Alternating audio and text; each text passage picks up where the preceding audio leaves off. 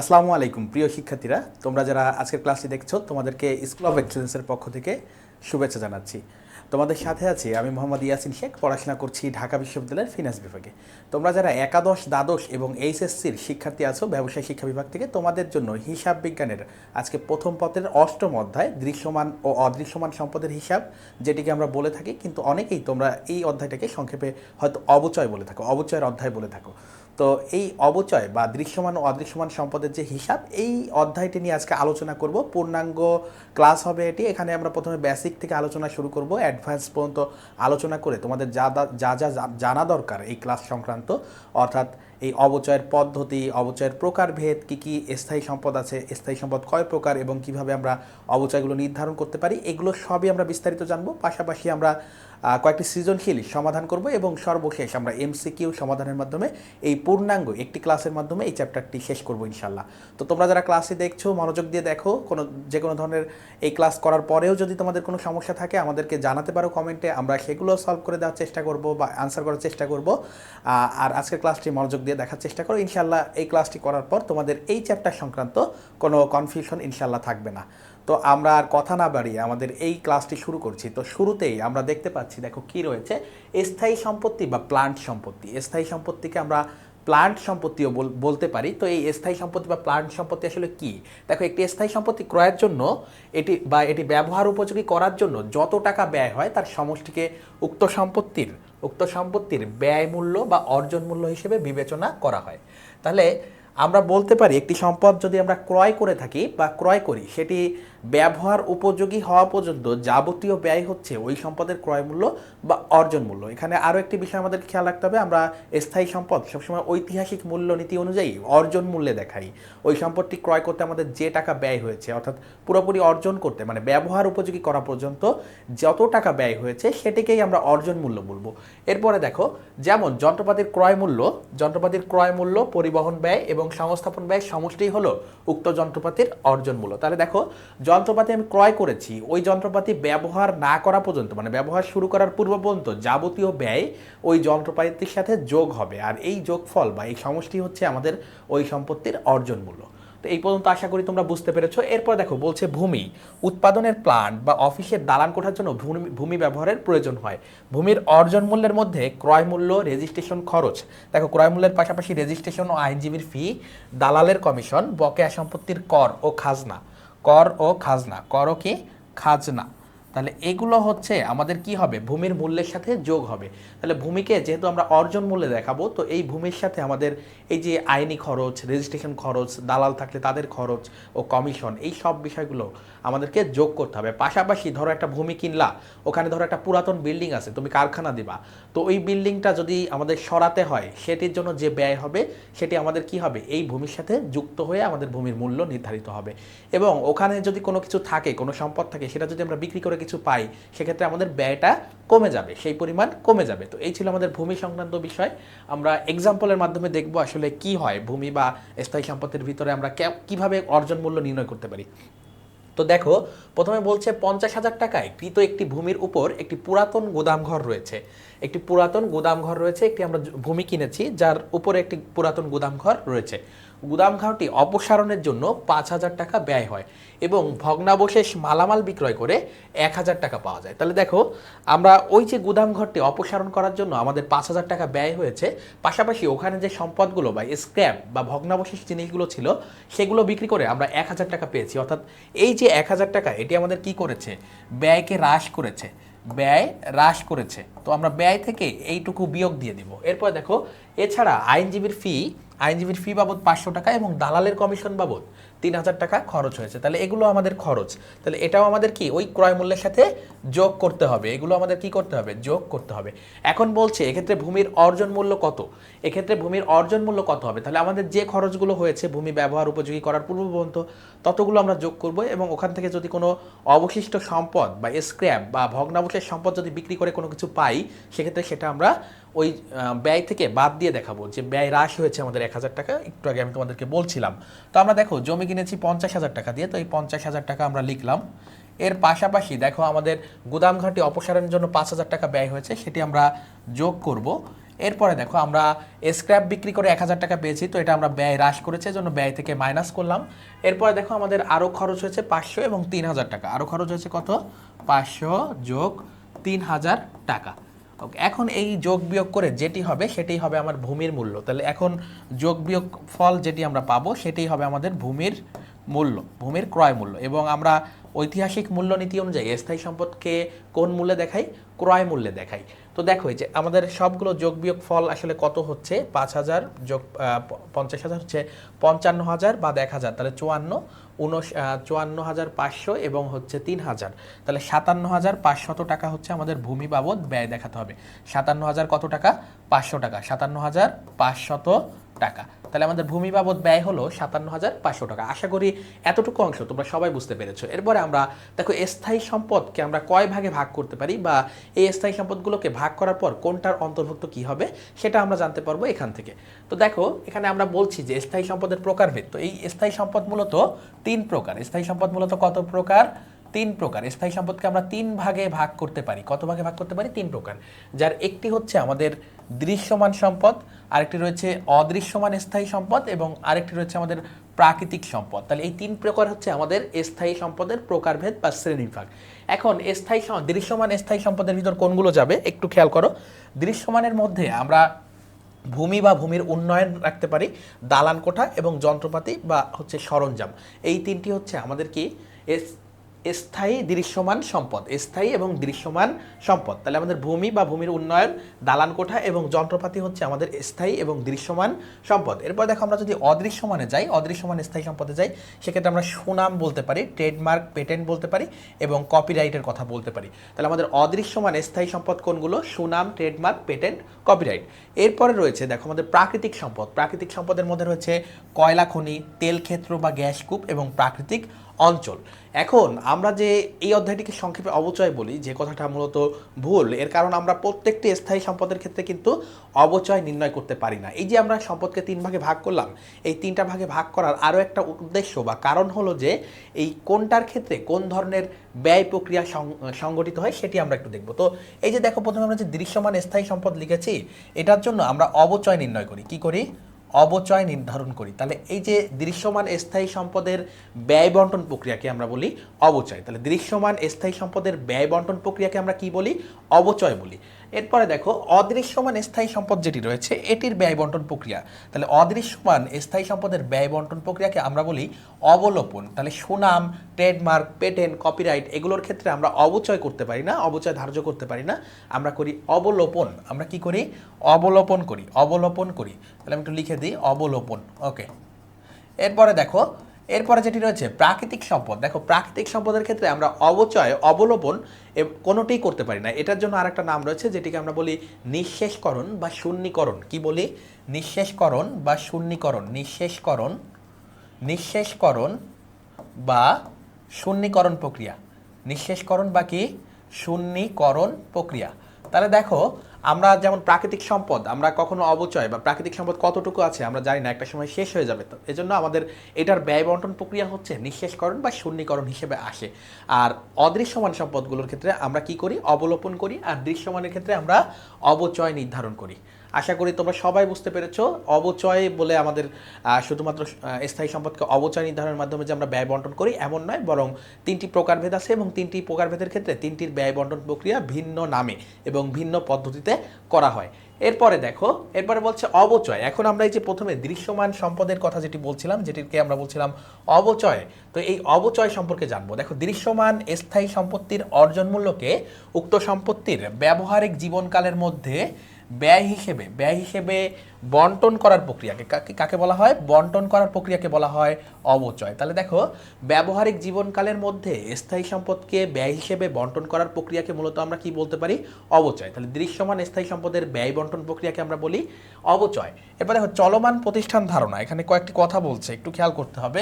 চলমান প্রতিষ্ঠান ধারণা এবং মিলকরণ বা ব্যয় স্বীকৃতি নীতি অনুযায়ী এই অবচয় ধার্য করা হয়। তাহলে অবচয় ধার্য করা হয় কোন ধারণা এবং কোন নীতি অনুযায়ী? চলমান প্রতিষ্ঠান ধারণা এবং মিলকরণ বা ব্যয় স্বীকৃতি নীতি অনুযায়ী।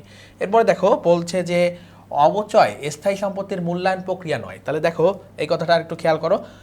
অবচয় কোনোভাবে স্থায়ী সম্পত্তির মূল্যায়ন করে না। অবচয় কি করে না? স্থায়ী সম্পত্তির মূল্যায়ন করে না, বরং স্থায়ী সম্পদের যে ব্যয় সেটি নির্ধারণ করে। তো বলছে এটি স্থায়ী সম্পত্তির ব্যয় বন্টন প্রক্রিয়া। নিম্নোক্ত স্থায়ী সম্পত্তির উপর অবচয় ধার্য করা যায়। তাহলে অবচয় ধার্য করা যায় আমরা বলেছি দৃশ্যমান সম্পদের উপর। তো এখানে দেখো দৃশ্যমান সম্পদগুলোর কথাই বলছে, ভূমি ও ভূমির উন্নয়ন, দালান কোঠা, যন্ত্রপাতি বা সরঞ্জাম, যেগুলোকে আমরা বলি দৃশ্যমান স্থায়ী সম্পদ। কি বলি?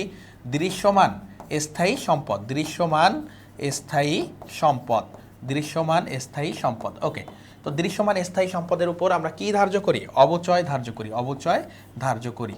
তাহলে আর এই দৃশ্যমান সম্পদগুলো হচ্ছে আমাদের যন্ত্রপাতি, অফিস সরঞ্জাম, দালান কোঠা, ভূমি এবং ভূমির উন্নয়ন। আশা করি সবাই বুঝতে পেরেছো। তো এই ছিল আমাদের অবচয়ের ব্যাপারটা, মানে দৃশ্যমান স্থায়ী সম্পদ নির্ধারণের ব্যয় বন্টন প্রক্রিয়া। এরপরে দেখো অবচয় ধার্যের ক্ষেত্রে আমরা কি কি বিবেচ্য বিষয় বা কি কি উপাদানকে আমরা কনসিডার করব, বিবেচনায় আনবো, বা অবচয় ধার্য করার সময় আমাদেরকে খেয়াল রাখতে হবে, বিবেচনা করতে হবে কি কি বিষয়। তো প্রথমে আমাদেরকে সবচেয়ে বেশি যেটি জরুরি সেটি হচ্ছে সম্পদের ক্রয় মূল্যকে বিবেচনা করতে হয়। কি কাকে বিবেচনা করতে হয়? সম্পদের ক্রয় মূল্যকে। এরপর দেখো সম্পদের আয়ুষ্কালকে বিবেচনা করতে হয়। কাকে বিবেচনা করতে হয়? সম্পদের আয়ুষ্কালকে বিবেচনা করতে হয়।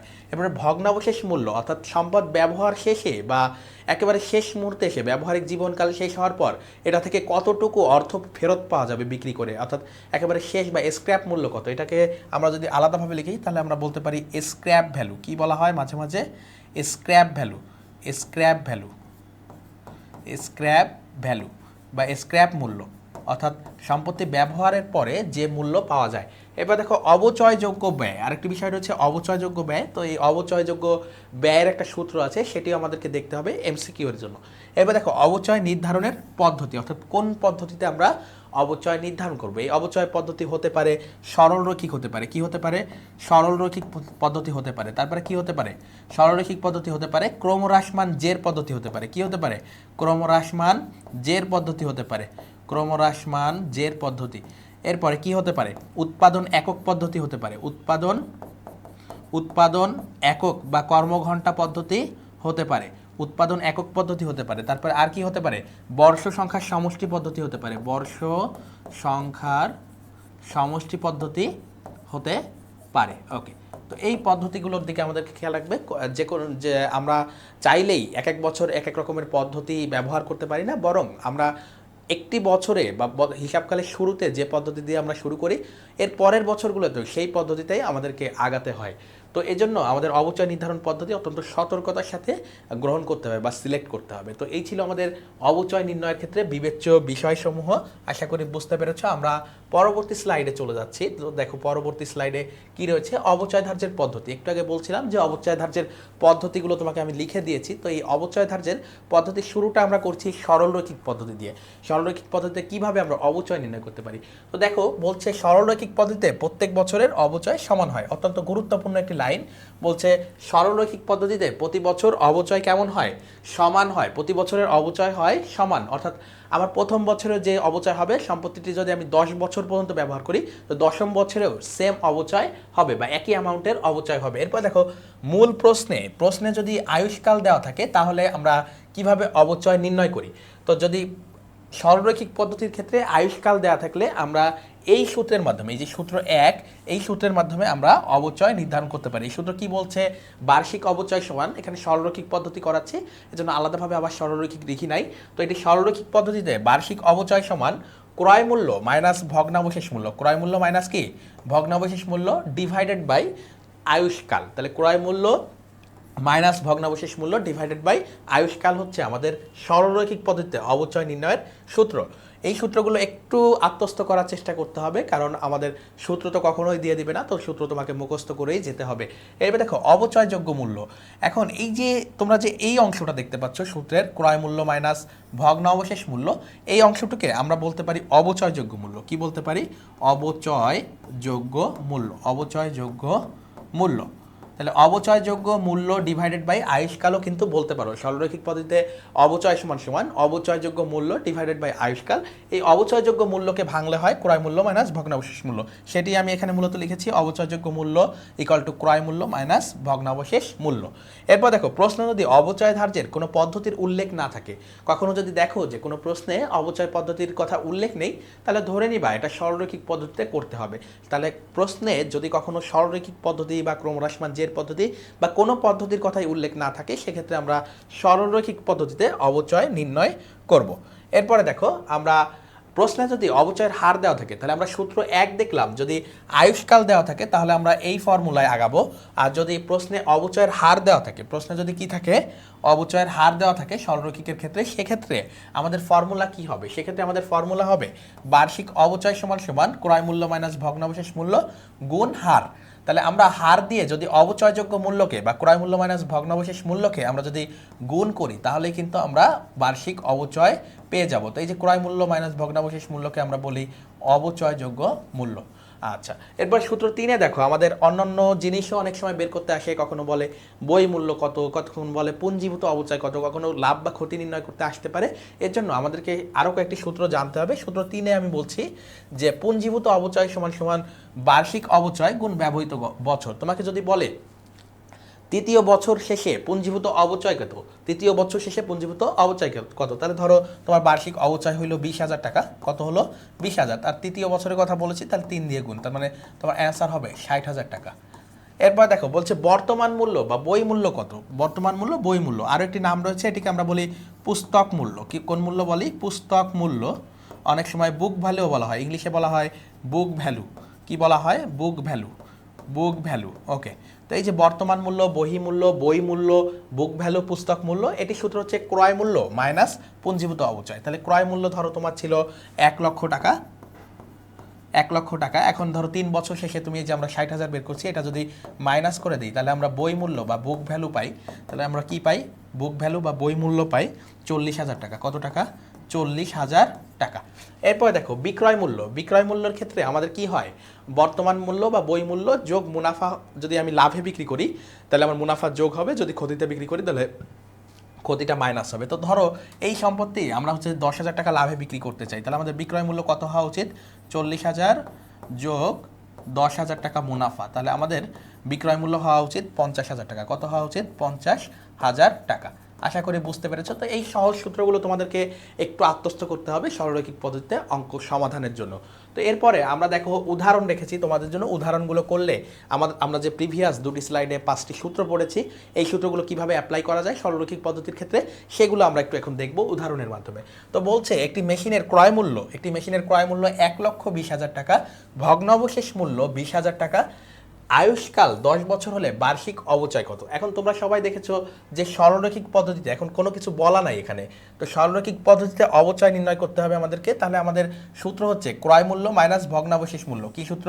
ক্রয় মূল্য মাইনাস ভগ্নাবশেষ মূল্য। তাহলে উপরে আমরা ক্রয় মূল্য দিই 1,20,000 টাকা, মাইনাস ভগ্নাবশেষ মূল্য আছে 20,000 টাকা, ডিভাইডেড বাই আয়ুষ্কাল। আয়ুষ্কাল কত দেওয়া আছে? 10 বছর দেওয়া আছে। আয়ুষ্কাল আছে 10 বছর। তাহলে আমরা একটু যদি বিয়োগ করি তাহলে উপরে হয় 1 লক্ষ, নিচে হয় 10 বছর, নিচে 10, তাহলে আমাদের 10,000 টাকা। তাহলে বার্ষিক অবচয় কত? 10,000 টাকা। আশা করি বুঝতে পেরেছো। তাহলে এভাবে আমরা বার্ষিক অবচয় নির্ণয় করতে পারি। একটু এক্সাম্পলের মাধ্যমে দেখলাম। পরের এক্সাম্পলে আমরা যদি একটু যাই, এখন বলছে দেখো মেশিনের ক্রয় মূল্য 2,10,000 টাকা, ভগ্নাবশেষ মূল্য 10,000 টাকা, অবচয়ের হার দিয়েছে, এবার আর আয়ুষ্কাল না দিয়ে অবচয়ের হার দিয়েছে 10%। কি কি প্রশ্ন করেছে আমাদেরকে? বার্ষিক অবচয় কত, পুঞ্জীভূত অবচয় কত, তৃতীয় বছর শেষে পুঞ্জীভূত অবচয় কত, এবং তৃতীয় বছর শেষে বহির মূল্য কত হবে, বহি মূল্য কত হবে, বুক ভ্যালু বা বই মূল্য কত হবে। এখন বার্ষিক অবচয় কত? তাহলে আমাদেরকে প্রথমেই বার্ষিক অবচয় বের করতে হবে। আমি তোমাদেরকে বলেছিলাম হার দেওয়া থাকলে আমাদের সূত্র হচ্ছে অবচয়যোগ্য মূল্য গুণ হার। আমাদের সূত্র কি? অবচয়যোগ্য মূল্য গুণ হার। বার্ষিক অবচয়ের সূত্র হচ্ছে অবচয়যোগ্য মূল্য গুণ হার। এখন আমাদের অবচয়যোগ্য মূল্যের সূত্র কি? ক্রয় মূল্য মাইনাস ভগ্নাবশেষ মূল্য। তাহলে অবচয়যোগ্যের সূত্র কি? ক্রয় মূল্য মাইনাস ভগ্নাবশেষ মূল্য। আমি একটু লিখে দিই তোমাদেরকে, পূর্বেও যদি স্লাইডে দেওয়া আছে, ক্রয় মূল্য মাইনাস ভগ্নাবশেষ মূল্য হচ্ছে আমাদের অবচয়যোগ্য মূল্যের সূত্র। ভগ্নাবশেষ মূল্য গুণ হার, গুণ কি? হার। তাহলে আমরা যদি একটু এই পাশে করি তাহলে আমাদের দেখো ক্রয় মূল্য আছে 2,10,000, ক্রয় মূল্য আছে 2,10,000 টাকা, বিয়োগ আমাদের ভগ্নাবশেষ মূল্য হচ্ছে 10,000, গুণ কত পার্সেন্ট, হার কত 10%। তাহলে আমরা এখানে 10% দিয়ে গুণ করে দিই, তাহলে আমাদের কত হয় দেখো তো, 2 লক্ষ গুণ 10%, তার মানে অ্যান্সার হয় 20,000 টাকা। কত টাকা, 20,000 টাকা হচ্ছে আমাদের বার্ষিক অবচয়। তাহলে বার্ষিক অবচয়ের পরিমাণ অর্থাৎ আমাদের যে প্রথম যেটি ছিল সেটির অ্যান্সার হয়ে গেল 20,000 টাকা, সেটির অ্যান্সার কত হলো 20,000 টাকা। ওকে, এবার বলছে পুঞ্জীভূত অবচয় কত তৃতীয় বছর শেষে। তাহলে আমি তোমাদেরকে বলেছিলাম পুঞ্জীভূত বা পুঞ্জীভূতের আরেক নাম তোমরা বলতে পারো ক্রমযোজিত। পুঞ্জীভূতের আরেক নাম কি, ক্রমযোজিত। পুঞ্জীভূতের আরেক নাম কি, ক্রমযোজিত অবচয়। তাহলে ক্রমযোজিত অবচয় তৃতীয় বছর শেষে। তাহলে ক্রমযোজিত অবচয়ের সূত্র হচ্ছে বার্ষিক অবচয় গুণ যত বছরের কথা বলবে সেই বছর, সেই বছরের সংখ্যা। তাহলে আমাদের বার্ষিক অবচয় বের হয়েছে 20,000 টাকা, গুণ কত বছর বলেছে 3 বছর। তাহলে আমরা তৃতীয় বছরের 3 দিয়ে গুণ করলাম। তাহলে আমাদের দেখো 60,000 হলো আমাদের পুঞ্জীভূত বা ক্রমযোজিত অবচয়, পুঞ্জীভূত বা ক্রমযোজিত অবচয়। এরপর দেখো তৃতীয় বছর শেষে বহিমূল্য ইকুয়াল টু কত। তাহলে আমরা বহিমূল্য বের করতে পারি কি করে, বহিমূল্য বা বুক ভ্যালু বের করতে পারি ক্রয় মূল্য মাইনাস পুঞ্জীভূত অবচয় দিয়ে। তাহলে বহিমূল্যের সূত্র হচ্ছে ক্রয় মূল্য, ক্রয় মূল্য মাইনাস পুঞ্জীভূত অবচয়, মাইনাস কি পুঞ্জীভূত অবচয়, পুঞ্জীভূত অবচয়। ওকে, তাহলে আমাদের ক্রয় মূল্য ছিল কত দেখো, ক্রয় মূল্য ছিল 2,10,000 টাকা, ক্রয় মূল্য ছিল 2,10,000 টাকা, সেটি থেকে আমাদের যে পুঞ্জীভূত অবচয় এসেছে 60,000, সেটি আমরা বাদ দিব। তাহলে 2,10,000 মাইনাস 60,000, তাহলে আমাদের এটির অ্যান্সার আসতেছে 1.5 লক্ষ টাকা বা 1,50,000 টাকা, 1,50,000 টাকা। ওকে, আশা করি এই তিনটি বিষয় সবাই বুঝতে পেরেছো। তো আমরা এগুলো সৃজনশীলও অ্যাপ্লাই করে দেখব, তোমাদেরকে আমি ধাপে ধাপে আগাচ্ছি যেন প্রত্যেকটা বিষয় তোমাদের বুঝতে সুবিধা হয়। এরপরে দেখো, তো আশা করি আমরা 2 নাম্বার এক্সাম্পল শেষ করেছি, তোমরা বুঝতে পেরেছো। প্রশ্ন থাকলে তোমরা কমেন্টে আমাদেরকে একটু জানিও, এ ধরনের কোনো কনফিউশনে যদি তোমরা পড়ো। আমি একটু সোলো আগাচ্ছি, একটু তোমাদেরকে বোঝানোর চেষ্টা করছি একেবারে বেসিক থেকে, যেন তোমাদের এই ধরনের প্রশ্নগুলো সৃজনশীলে কীভাবে অ্যাপ্লাই করবো, এমসিকিউতে কীভাবে অ্যাপ্লাই করবো ভেঙে ভেঙে, সেগুলো যেন সবই তোমাদের একেবারে কনফিউশন দূর হয়ে যায়। তো আমরা 3 নং উদাহরণে যাই। সরলরৈখিক পদ্ধতির 3 নং যে উদাহরণ রয়েছে, একটি মেশিনের ক্রয় মূল্য 4,30,000 টাকা দেওয়া রয়েছে, ভগ্নাবশেষ মূল্য আছে 30,000 টাকা এবং আয়ুষ্কাল। এবার দেখো আয়ুষ্কালের কথা বলছে, পূর্বের ম্যাথটা আমরা হার দিয়ে করেছিলাম, এবার বলছে আয়ুষ্কাল। তাহলে আয়ুষ্কাল 20 বছর হলে বার্ষিক অবচয় কত, বার্ষিক অবচয় কত। তাহলে বার্ষিক অবচয়ের সূত্র আমরা পড়েছি অবচয়যোগ্য মূল্য ডিভাইডেড বাই আয়ুষ্কাল, তাই তো। তাহলে অবচয়যোগ্য মূল্যের সূত্র আবার হচ্ছে ক্রয় মূল্য মাইনাস ভগ্নাবশেষ মূল্য। তাহলে আমরা উপরে দিই ক্রয় মূল্য মাইনাস ভগ্নাবশেষ মূল্য। তাহলে ক্রয় মূল্য আছে 4,30,000 মাইনাস ভগ্নাবশেষ মূল্য আছে 30,000, আর যদি আয়ুষ্কাল দেওয়া থাকে সেক্ষেত্রে আমরা আয়ুষ্কাল দিয়ে ভাগ করব। তো আয়ুষ্কাল দিয়ে আমরা ভাগ করি, তাহলে দেখো 4,30,000 মাইনাস 30,000, তাহলে 4 লক্ষ ডিভাইডেড বাই 20, 4 লক্ষ ডিভাইডেড বাই কি 20, 4 লক্ষ ডিভাইডেড বাই 20। তাহলে দেখো একটু কাটাকাটি করলে আমাদের অ্যান্সার আসে 20,000। তাহলে বার্ষিক অবচয় আসে আমাদের 20,000 টাকা। আচ্ছা, বার্ষিক অবচয় হয়ে গেল 20,000 টাকা। এরপরে আমরা তৃতীয় বছর শেষে বহির্মূল্য বের করতে বলেছে। তাহলে বহির্মূল্য বের করতে গেলে আমাদেরকে আগে পুঞ্জীভূত অবচয় বের করে নিতে হবে 3 বছরের। তাহলে আমাদের 3 বছরের আগে পুঞ্জীভূত অবচয় বের করি। তাহলে বার্ষিক অবচয় বের হয়েছে 20,000 টাকা গুণ 3, পুঞ্জীভূত অবচয় বলেছে তৃতীয় বছরের, তো আমরা 3 দিয়ে গুণ করি, তাহলে পুঞ্জীভূত অবচয় বের হয়ে যাবে, যেটার অ্যান্সার আসে 60,000 টাকা। এখন বলছে মেশিনের বহিমূল্য কত। তো বহিমূল্য করতে গেলে আমাদেরকে করতে হবে ক্রয় মূল্য মাইনাস পুঞ্জীভূত অবচয়। তাহলে এখানে ক্রয় মূল্য আছে দেখো 4,30,000 টাকা, ক্রয় মূল্য কত আছে 4,30,000 টাকা, মাইনাস হচ্ছে আমাদের এই যে পুঞ্জীভূত অবচয় যেটি বের করেছি 60,000 টাকা। তাহলে দেখো অ্যান্সার কত আসে, অ্যান্সার আসে আমাদের 4,30,000 মাইনাস 60,000, তাহলে 3,70,000 টাকা, 3,70,000 টাকা। ওকে, এরপরে বলছে তৃতীয় বছর শেষে 10,000 টাকা ক্ষতিতে বিক্রয় মূল্য কত। তাহলে আমাদের বহিমূল্য আছে 3,70,000 টাকা, আর বলছে ক্ষতিতে বিক্রয় করতে যাচ্ছি, তো আমাদের প্রকৃত মূল্য, আমাদের মূল্য হওয়া উচিত 3,70,000 টাকা, আমরা চাচ্ছি 10,000 টাকা ক্ষতিতে বিক্রি করব। তো 10,000 টাকা ক্ষতি দিলাম, তাহলে আমাদের বিক্রয় মূল্য হবে 3,60,000 টাকা, 3,60,000 টাকা। আর যদি লাভে বিক্রি করতে বলতো তাহলে আমরা ওই মুনাফা বা লাভটা যোগ করতাম, যোগ করে বিক্রয় মূল্য বের করতাম। আশা করি তোমরা এ পর্যন্ত বুঝতে পেরেছো। তো আমরা চলে যাব আমাদের যে পরবর্তী পদ্ধতি রয়েছে, আমরা সরলরৈখিক পদ্ধতির বিস্তারিত আলোচনা করলাম বেসিক থেকে। এখন আমরা ক্রমহ্রাসমান জের পদ্ধতির ম্যাথগুলো কিভাবে ভেঙে ভেঙে সলভ করতে হয় সেগুলো দেখব। এরপরে আমরা সৃজনশীলে যাব সবগুলো পদ্ধতি দেখার পর। তো আমাদের উদাহরণ 2তে কি বলছে দেখো, উদাহরণ 2তে বলছে একটি মেশিনের ক্রয় মূল্য দেওয়া আছে 1 লক্ষ টাকা, ভগ্নাবশেষ মূল্য 10,000 টাকা, ক্রমহ্রাসমান অবচয়ের হার হচ্ছে 10%। তাহলে ক্রমহ্রাসমান জের পদ্ধতিতে অবচয়ের হার হচ্ছে 10%। তোমরা এখানে আমি একটি নোট তোমাদেরকে দিয়ে দিব। নোটটি হচ্ছে যে নোটটি এমন যে ক্রমহ্রাসমান জের পদ্ধতিতে কখনোই আমাদের ভগ্নাবশেষ মূল্য কোনো কাজে লাগে না। ভগ্নাবশেষ মূল্য ক্রমহ্রাসমান জের পদ্ধতিতে কোনো কাজে লাগে না। ক্রমহ্রাসমান জের পদ্ধতিতে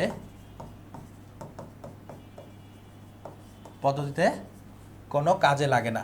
কোনো কাজে লাগে না অর্থাৎ আমাদের কোনো প্রয়োজন হয় না। তাহলে ক্রমহ্রাসমান জের পদ্ধতিতে কোনটি বিবেচনা হয় না, সেটি হচ্ছে ভগ্নাবশেষ মূল্য। তাহলে দেখো এখানে ভগ্নাবশেষ মূল্যের একটি কথা বলছে, ভগ্নাবশেষ মূল্য। তাহলে এই বিষয়টি আমাদের কোনো কাজে লাগবে না বা বিবেচনা করতে হবে না ক্রমহ্রাসমান জের পদ্ধতিতে ম্যাথ করতে চাইলে। তাহলে ক্রমহ্রাসমান জের পদ্ধতিতে করতে চাইলে আমাদের কোনটি কাজে লাগে না? ভগ্নাবশেষ মূল্য কখনোই কাজে লাগবে না। আচ্ছা, কিন্তু আমাদের যে সরলরৈখিক পদ্ধতিতে কিন্তু ভগ্নাবশেষ মূল্য অবশ্যই কাজে লাগে। তো বলছে আমাদের প্রথম প্রশ্ন হচ্ছে দ্বিতীয় বছরের অবচয় কত? এখন যখন আমরা ক্রমহ্রাসমান জের পদ্ধতি করব তখন আমরা সরাসরি কোনোভাবে দ্বিতীয় বছরের অবচয় নির্ণয় করতে পারি না। যেটি আমরা সরলরৈখিক পদ্ধতিতে দেখেছি যে প্রথম বছরের অবচয় হলে ধরো 20,000 হইলো, পঞ্চম বছরে বলছে, তাহলে তুমি পঞ্চম বছরের অবচয় বলবা 20,000 টাকা। কিন্তু ক্রমহ্রাসমান জের পদ্ধতিতে বছরের শুরুতে হয় সবচেয়ে বেশি, এরপর আস্তে আস্তে ক্রমান্বয়ে কমতে থাকে। তো এই জন্য আমরা প্রথম বছরেরটা না বের করে দ্বিতীয় বছরে যেতে পারবো না। আবার তোমাকে যদি তৃতীয় বছরের কথা বলে সেক্ষেত্রে আমরা দ্বিতীয় বছর না বের করে অর্থাৎ প্রথম 2 বছর না বের করে তৃতীয় বা 3 নম্বর বছরে যেতে পারবো না। এই জন্য ক্রমহ্রাসমান জের পদ্ধতির ক্ষেত্রে আমরা একটা অবচয় সারণী ইউজ করব। আমরা কি ব্যবহার করব? অবচয় সারণী ব্যবহার করব। তো এইখানে আমি একটা ছক তোমাদের জন্য দিয়েছি বা এই সারণীটি দিয়েছি, এটি হচ্ছে অবচয় সারণী নামে পরিচিত। এটিকে কি বলা হয়? অবচয় সারণী। এটিকে বলা হয় অবচয় সারণী। ওকে, তো এই অবচয় সারণী দেখো শুরুটা কি দিয়ে হচ্ছে? এই অবচয় সারণীর শুরুটা হচ্ছে বছর দিয়ে। কি দিয়ে শুরু হচ্ছে? বছর দিয়ে। এরপরে আমরা লিখব হচ্ছে বই মূল্য, তারপরে অবচয় হার, অবচয়ের পরিমাণ, তারপর পুঞ্জীভূত অবচয় এবং শেষে হচ্ছে বছর শেষের মূল্য। শেষে কি হবে? বছর শেষের মূল্যটা। তো দেখো এখানে আমাদের কোনো সালের উল্লেখ নেই। ধরো যদি বলে দিত 2024, তাহলে আমরা শুরুটা করতাম 2024 দিয়ে। দেখো এখানে কিছুই বলা নেই, তাহলে আমরা ধরে নেব বছর এক। এখন শুরুর মূল্য কত ছিল? আমাদের ক্রয় মূল্য ছিল 1 লক্ষ টাকা। তো শুরুতে আমরা ক্রয় মূল্য বা বহিঃমূল্য দেব 1 লক্ষ টাকা। অবচয়ের হার বলা আছে 10%। আমরা প্রতি বছরই 10% অবচয়ের হার ক্রমহ্রাসমান জের পদ্ধতিতে সমান থাকে। তো অবচয়ের হার প্রত্যেক বছরেরটা তুমি একসাথে লিখে দিতে পারো। এখন অবচয়ের পরিমাণ, তাহলে অবচয়ের পরিমাণ করতে গেলে তোমাকে এই বই মূল্য গুণ হার দিতে হবে। তাহলে 1 লক্ষ টাকা 10% আসে হচ্ছে আমাদের 10,000 টাকা। তাহলে প্রথম বছরের অবচয় আমরা পেলাম 10,000 টাকা। এখন পুঞ্জীভূত অবচয়টা করতে হয় প্রথম বছর যখন আমরা করি তখন সরাসরি অবচয়ের পরিমাণটাই হয়ে যায় পুঞ্জীভূত অবচয়। সরাসরি প্রথম বছরের ক্ষেত্রে শুধুমাত্র সরাসরি প্রথম বছরের যে অবচয়টা আছে সেটাই পুঞ্জীভূত বা ক্রমযোজিত। এই পুঞ্জীভূতের আরেক নাম হচ্ছে ক্রমযোজিত। পুঞ্জীভূতর আরেক নাম কি? ক্রমযোজিত। ওকে, তো এটা হবে 10,000 প্রথম বছরের ক্ষেত্রে। বছর শেষে, এখন বছর শেষে তোমরা কিভাবে করবা? আমি যদি একটু লিখে দিই, এইটাকে যদি 1 লিখি, এইটাকে যদি 2 লিখি, 2 না, ভুল হয়েছে, আমি বছরটাকে 1 দিতে চাচ্ছি। তো বছরটাকে 1 লিখি, এটাকে যদি 2 লিখি, তাহলে অবচয়ের হারটাকে 3 লিখলাম। তো 4 সমান দেখো 4 সমান আমাদের কি হয়েছে? 2 গুণ 3। 4 সমান হচ্ছে 2 নম্বর কলাম গুণ 3 নম্বর কলাম। ক্রমযোজিতর ক্ষেত্রে কোনো এটাকে হচ্ছে 5 নম্বর কলাম বলতে পারো তোমরা। এরপরে 6 নম্বর কলামে তোমরা বলতে পারো যে হচ্ছে 6 হচ্ছে আমাদের দেখো শুরুর মূল্য মাইনাস হচ্ছে পুঞ্জীভূত, শুরুর মূল্য মাইনাস কি? পুঞ্জীভূত অবচয়। শুরুর মূল্য মাইনাস পুঞ্জীভূত অবচয়। তাহলে আমরা 6কে লিখতে পারি 2 মাইনাস 5। ওকে, আশা করি তোমাদের জন্য আরও সহজ হবে এই বিষয়টা খেয়াল রাখলে।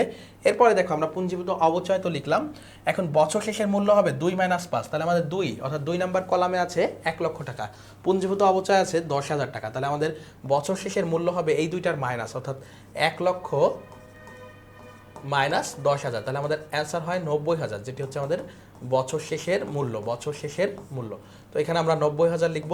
এ বছরের শেষ যেটা পরের বছরে শুরু হবে সেটা দিয়ে। তাহলে প্রথম বছরের শেষের মূল্য ছিল 90,000, তো দ্বিতীয় বছরের শুরুর মূল্য হবে আমাদের 90,000। তো এখন বলছে দেখো অবচয় হার আবারও 10%, তো আমরা এটা গুণ দিয়ে 9,000 দেখতে পাচ্ছি। কত দেখতে পাচ্ছি? 9,000। তাহলে পুঞ্জীভূত অবচয়টা হবে এই প্রথম বছরের অবচয় যোগ পরেরটা। প্রথম বছরের অবচয় যোগ পরের বছরের অবচয়ের পরিমাণ। তাহলে প্রথম বছরের ক্রমযোজিত ছিল 10,000, এর সাথে 9,000 যুক্ত হবে, তাহলে 19,000 হচ্ছে আমাদের পরবর্তী বছরের পুঞ্জীভূত অবচয়। এখন আবারও আমরা 6 নম্বর কলামে যখন যাব 2 থেকে আমরা কি মাইনাস করতে পারি, পুঞ্জীভূত অবচয় মাইনাস করতে পারি, অথবা শুধু অবচয় তোমরা যদি মাইনাস করতে চাও সেটাও করতে পারো। এখানে আমরা লিখতে পারি পুঞ্জীভূত 6 থেকে 2 মাইনাস দিলে তোমাদের ক্রয় মূল্য দিয়ে শুরু করতে হবে, আর যদি 2 মাইনাস তোমরা এই অবচয়ের পরিমাণ অর্থাৎ 4ও দিতে পারো, 2 মাইনাস 4, 2 মাইনাস 4 দিলে প্রত্যেকটি কলাম থেকে বাদ দিতে হবে। অর্থাৎ আমরা যদি শুরুর মূল্য দিই 90,000, তাহলে অবচয়ের পরিমাণ এই যে 4 এটি দিয়ে মাইনাস করে করতে পারবো, তাহলে আমাদের এখানে হবে 81,000। অথবা তোমরা এই 81,000 অন্যভাবেও পেতে পারো, এই যে 1 লক্ষ থেকে যদি তোমরা এই 19,000 বাদ দাও সেক্ষেত্রে কিন্তু 81,000 হবে। তো আশা করি তোমরা সবাই বুঝতে পেরেছো। তাহলে এখন আমাদের প্রশ্নগুলো দেখো, প্রশ্নগুলোর দিকে একটু খেয়াল করো। অবচয় সারণীটা আশা করি তোমরা সবাই বুঝতে পেরেছো। তো আমরা প্রশ্নগুলোর দিকে আবার চলে যাব। দ্বিতীয় বছর শেষে পুঞ্জীভূত অবচয় কত হবে? তো দেখো আমাদের দ্বিতীয় বছর কোথায়, দ্বিতীয় বছর হচ্ছে এইখানে আছে এই কলামে। তো এই কলামের ক্ষেত্রে আমাদের পুঞ্জীভূত অবচয় কত? দেখো এই কলামে পুঞ্জীভূত অবচয় আসে 19,000 টাকা। কত টাকা? 19,000 টাকা। তাহলে আমাদের 2 নং প্রশ্নের অ্যান্সার কিন্তু এই অবচয় সারণী থেকে পেয়ে গিয়েছি, যেটি হচ্ছে 19,000 টাকা। কত টাকা? 19,000 টাকা। তাহলে 2 এর অ্যান্সার হবে 19,000 টাকা। এরপর দেখো 3 নংয়ে আমরা যদি চলে যাই, দ্বিতীয় বছর শেষে বহিমূল্য কত? দেখো দ্বিতীয় বছর শেষে বহিমূল্য চলে এসেছে আমাদের 81,000 টাকা। তাহলে এই যে তৃতীয় যে প্রশ্নটি রয়েছে সেটির অ্যান্সার কিন্তু 81,000 টাকা। তাহলে এই ক্ষেত্রে আমাদের যত বছর বলবে ক্রমহ্রাসমান জের পদ্ধতির ক্ষেত্রে আমরা তত বছরের অবচয় সারণী বের করে আমরা ম্যাথ করার চেষ্টা করব। তাহলে ক্রমহ্রাসমান জের পদ্ধতিতে আমরা কোনো সূত্রে সরাসরি না গিয়ে কি করব, অবচয় সারণী করব যদি পুঞ্জীভূত অবচয় বা বই মূল্য বের করতে বলে এসব ক্ষেত্রে। আর সরলরৈখিকের ক্ষেত্রে তোমরা আগের সিস্টেমে আমরা পূর্বে যে উদাহরণগুলো দেখেছি সেভাবে কিন্তু করতে পারো। আর ক্রমহ্রাসমান জের পদ্ধতির ক্ষেত্রে সবসময় বলবো তোমাদেরকে যে অবচয় সারণী করলে তোমাদের জন্য সুবিধাজনক হবে, দ্রুত সলভ করতে পারবা। ওকে, এরপরে আমরা পরের টাইপে চলে যাই। আমাদের যে তৃতীয় টাইপ তোমাদের জন্য রেখেছি 3 নম্বর ধরন ম্যাথে, সেটি হচ্ছে উৎপাদন বা কর্মঘণ্টা পদ্ধতি। কোন ধরনের পদ্ধতি? উৎপাদন বা কর্মঘণ্টা পদ্ধতি। ওকে, তো উৎপাদন বা কর্মঘণ্টা পদ্ধতিতে বার্ষিক অবচয়ের সূত্র হচ্ছে ক্রয় মূল্য মাইনাস ভগ্নাবশেষ মূল্য ডিভাইডেড বাই কি, মোট উৎপাদন ক্ষমতা গুণ বার্ষিক উৎপাদন। অর্থাৎ এই বার্ষিক উৎপাদন মানে কি, তুমি যে বছরের অবচয় নির্ণয় করতেছো সেই বছরে কতটুকু উৎপাদন হয়েছে। তাহলে উপরে দিব ক্রয় মূল্য মাইনাস ভগ্নাবশেষ মূল্য অথবা অবচয়যোগ্য মূল্য, নিচে দিব ওই মেশিন বা ওই যন্ত্রের কি মোট উৎপাদন ক্ষমতা কত আছে, আর ডান পাশে গুণ করব আমরা কি, উক্ত বছরে যে বছরের অবচয় করছি সে বছরের উৎপাদন কত হয়েছে সেটি দিয়ে আমরা গুণ করব। আচ্ছা, একটি এক্সাম্পল দিলে তোমাদের জন্য আরও সুবিধা হবে। আমরা 5 নং উদাহরণে তোমাদের জন্য এই উৎপাদন বা কর্মঘণ্টা পদ্ধতির একটি এক্সাম্পল রেখেছি। দেখো একটি বলছে যে একটি ফটোকপি মেশিনের ক্রয় মূল্য বলছে 3,50,000 টাকা, ভগ্নাবশেষ মূল্য আছে 50,000 টাকা, মোট উৎপাদন ক্ষমতা, দেখো মোট উৎপাদন ক্ষমতা 1,50,000 ইউনিট এবং 2025 সালে 30,000 ইউনিট উৎপাদন করেছে। 2025 সালে কত ইউনিট উৎপাদন করেছে? 30,000 ইউনিট। ওকে, তাহলে দেখো এই যে বার্ষিক অবচয়ের সূত্র, আমরা এখানে উপরে সূত্রটা দেখতে পাচ্ছি। তো উপরেটা তোমরা একটু মুখস্থ করে ফেলবা। দেখো উপরে আছে ক্রয় মূল্য মাইনাস ভগ্নাবশেষ মূল্য। উপরে কি আছে? ক্রয় মূল্য মাইনাস ভগ্নাবশেষ মূল্য। তাহলে আমাদের এখানে ক্রয় মূল্য কত? 3,50,000। তো আমরা লিখি উপরে 3,50,000 মাইনাস ভগ্নাবশেষ মূল্য আছে আমাদের 50,000। এরপরে দেখো আমাদের নিচে রয়েছে মোট উৎপাদন ক্ষমতা। তো আমরা এই মেশিনটির মোট উৎপাদন ক্ষমতা দেখতে পাচ্ছি 1,50,000 ইউনিট। তাহলে আমরা নিচে দিব 1,50,000, নিচে দেব কি 1,50,000 গুণ, আমরা দেখতে পাচ্ছি 2025 সালের যদি আমরা অবচয় নির্ণয় করি, এই অবচয়টা হচ্ছে 2025 সালের। তো 2025 সালের অবচয় যদি আমরা নির্ণয় করি সেক্ষেত্রে আমরা 30,000 ইউনিট উৎপাদন করেছি, আমরা 30,000 ইউনিট দিয়ে গুণ করব। 30,000 ইউনিট দিয়ে কী করব? গুণ করব। এবার যদি তোমরা একটু ক্যালকুলেটরে ক্যালকুলেশন করো বা কাটাকাটি করো সেক্ষেত্রে কিন্তু তোমাদের অ্যান্সারটা মিলে যাবে। তাহলে দেখো এখানে উপরে হচ্ছে 50,000 বিয়োগ করলে 3 লক্ষ টাকা, কত হচ্ছে? 3 লক্ষ টাকা। আর এইটা যদি আমরা কাটাকাটি করি তাহলে হয় 5, তাহলে নিচে 5, তাহলে 3 লক্ষ ডিভাইডেড বাই 5, তাহলে আমরা দেখতে পাচ্ছি 60,000 টাকা। তাহলে উক্ত বছরের অবচয় হচ্ছে 60,000 টাকা। ওকে, আশা করি তোমরা বুঝতে পেরেছো এটিও। তাহলে উৎপাদনের একক পদ্ধতি বললে আমরা উপরে ক্রয় মূল্য মাইনাস ভগ্নাবশেষ মূল্য ডিভাইডেড বাই মোট উৎপাদন ক্ষমতা গুণ উক্ত বছর বা যে বছরে অবচয় করছি সে বছরে কত ইউনিট বা একক উৎপাদন হয়েছে সেটি দিয়ে আমরা গুণ করলে সহজেই কিন্তু বার্ষিক অবচয় বের করতে পারি। এরপরে আমরা টাইপ 4-এ যদি যাই সেক্ষেত্রে আমাদেরকে বলছে বর্ষ সংখ্যার সমষ্টি পদ্ধতির কথা। কোন পদ্ধতি? বর্ষ সংখ্যার সমষ্টি পদ্ধতি। তো এক্ষেত্রে আমাদের বার্ষিক অবচয় হবে, মানে ওই বছরের অবচয়টা হবে ক্রয় মূল্য মাইনাস ভগ্নাবশেষ মূল্য। এখন নিচের দিকে খেয়াল করো, একটু পরিবর্তন এসেছে। একটি হচ্ছে তোমাদের বর্ষ সংখ্যার সমষ্টি পদ্ধতি, আর একটি হচ্ছে যে অবশিষ্ট বছরের সমষ্টি। তাহলে এই দুইটা বিষয় তোমাদের জন্য নতুন, একটি হচ্ছে বর্ষ সংখ্যার সমষ্টি, আর একটি হচ্ছে অবশিষ্ট বছরের সমষ্টি। আর উপরেরটা তো তোমরা সবাই জানো। তাহলে এখন আমাদেরকে দেখতে হবে অবশিষ্ট বছরের সমষ্টি কি। তাহলে অবশিষ্ট বছরের সমষ্টির একটা সূত্র আমি এখানে দিয়েছি, দেখো, n মাইনাস টি প্লাস ওয়ান। কি? n মাইনাস টি প্লাস ওয়ান। এখন n মানে হচ্ছে তোমাদের মোট বছর। n মানে কি? আয়ুষ্কাল বা মোট বছর। ধরো একটা মেশিনের আয়ুষ্কাল হতে পারে সেটা 10 বছর, তাহলে আমাদের n হবে 10 বছর। টি মানে যততম বছরের অবচয় নির্ণয় করতেছি। ধরো আমি তৃতীয় বছরের অবচয় নির্ণয়, টি হচ্ছে 3। এরপরে দেখো, এরপরে হচ্ছে আমাদের একটা সূত্রের এক যোগ হবে।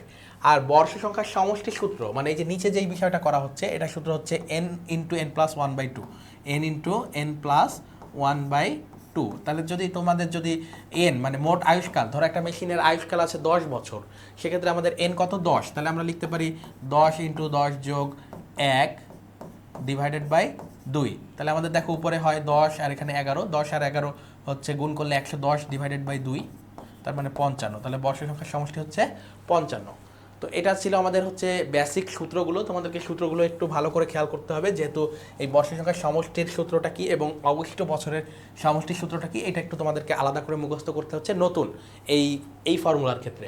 এরপর দেখো আমরা এক্সাম্পলে গেলে তোমাদের জন্য আরও ক্লিয়ার হয়ে যাবে। আমরা এক্সাম্পলে যাচ্ছি। দেখো উদাহরণ 6 কি বলছে, বলছে যে একটি মেশিনের ক্রয় মূল্য 1,10,000 টাকা, আয়ুষ্কাল 10 বছর হলে প্রথম বছরের অবচয় কত, তৃতীয় বছরের অবচয় কত। দুইটা ম্যাথ। তাহলে আমরা প্রথমে 1 নম্বরটা যদি করি, তাহলে আমাদের প্রথম বছরের অবচয়ের ক্ষেত্রে আমাদের উপরে কি লাগবে? ক্রয় মূল্য মাইনাস ভগ্নাবশেষ মূল্য। দেখো উপরে লাগবে ক্রয় মূল্য মাইনাস ভগ্নাবশেষ মূল্য। তাহলে আমরা প্রথম বছরের অবচয় দেখো উপরে আমরা দেখতে পাচ্ছি ক্রয় মূল্য মাইনাস ভগ্নাবশেষ মূল্য। তাহলে আমাদের এই অঙ্কে কোনো ভগ্নাবশেষ মূল্য কিন্তু নাই। তাহলে আমরা লিখতে পারি 1,10,000 মাইনাস 0। আর নিচে কি হবে? নিচে হবে হচ্ছে আমাদের মোট বছরের সংখ্যা, তাই না? মোট বর্ষের সংখ্যার সমষ্টি, তার মানে n মাইনাস কি, n minus n into n plus one by two, বর্ষের সংখ্যার সমষ্টি। তাহলে আমাদের এই সূত্রটি নিচে হচ্ছে অ্যাপ্লাই করতে হবে। তো আমরা যদি এই সূত্রটার ক্যালকুলেশনটা বাইরে থেকে করে আনি, n into n plus one divided by two, তাহলে তোমাদের কি কত হয়? 10 বছর দিয়ে মাত্রই কিন্তু দেখাইলাম তোমাদেরকে 10 গুণ 10 যোগ 1, তাহলে কত হয়? তাহলে দেখো উপরে হচ্ছে 110 ডিভাইডেড বাই 2, তার মানে হচ্ছে 55। তাহলে এই যে এখানে যে n into n plus one by two ছিল, সেটার ফর্মুলা হয় আমাদের হচ্ছে 55, বর্ষ সংখ্যার সমষ্টি আর কি। আর এখানে বলছে যে আমাদের কত বছরের অবচয়? প্রথম বছরের অবচয়। তাহলে n মাইনাস টি প্লাস ওয়ান, আমি যদি একটু লিখি এখানে n মাইনাস টি প্লাস ওয়ান, তাহলে n কত? n হচ্ছে আমাদের 10 বছর। টি মানে হচ্ছে যে কত বছরের অবচয় নির্ণয় করছে, টি হচ্ছে প্রথম। তাহলে আমরা মাইনাস 1 দিলাম, সাথে সূত্রের 1 যদি আবারও যোগ করি, তাহলে আমাদের 10 হয়। কত হয়? 10 হয়। তাহলে ডান পাশের যে ফর্মুলাটা ছিল, এই যে ডান পাশে যে তোমাদের ফর্মুলাটা ছিল n মাইনাস টি প্লাস ওয়ান, এই যে এখানের এটা হচ্ছে n মাইনাস টি প্লাস ওয়ান, তাহলে এটা হচ্ছে 10ই থাকে। এটা কত থাকে? 10। তাহলে আমরা যদি একটু ভাগ করার চেষ্টা করি, ভালো করে একটু খেয়াল করো। দেখো এখানে বলছে 1,10,000 ডিভাইডেড বাই 55 গুণ 10। তাহলে আমরা যদি এটা দিয়ে কাটাকাটি করি, তাহলে 2, তাহলে 2,000 গুণ 10, তার মানে 20,000 টাকা। কত টাকা?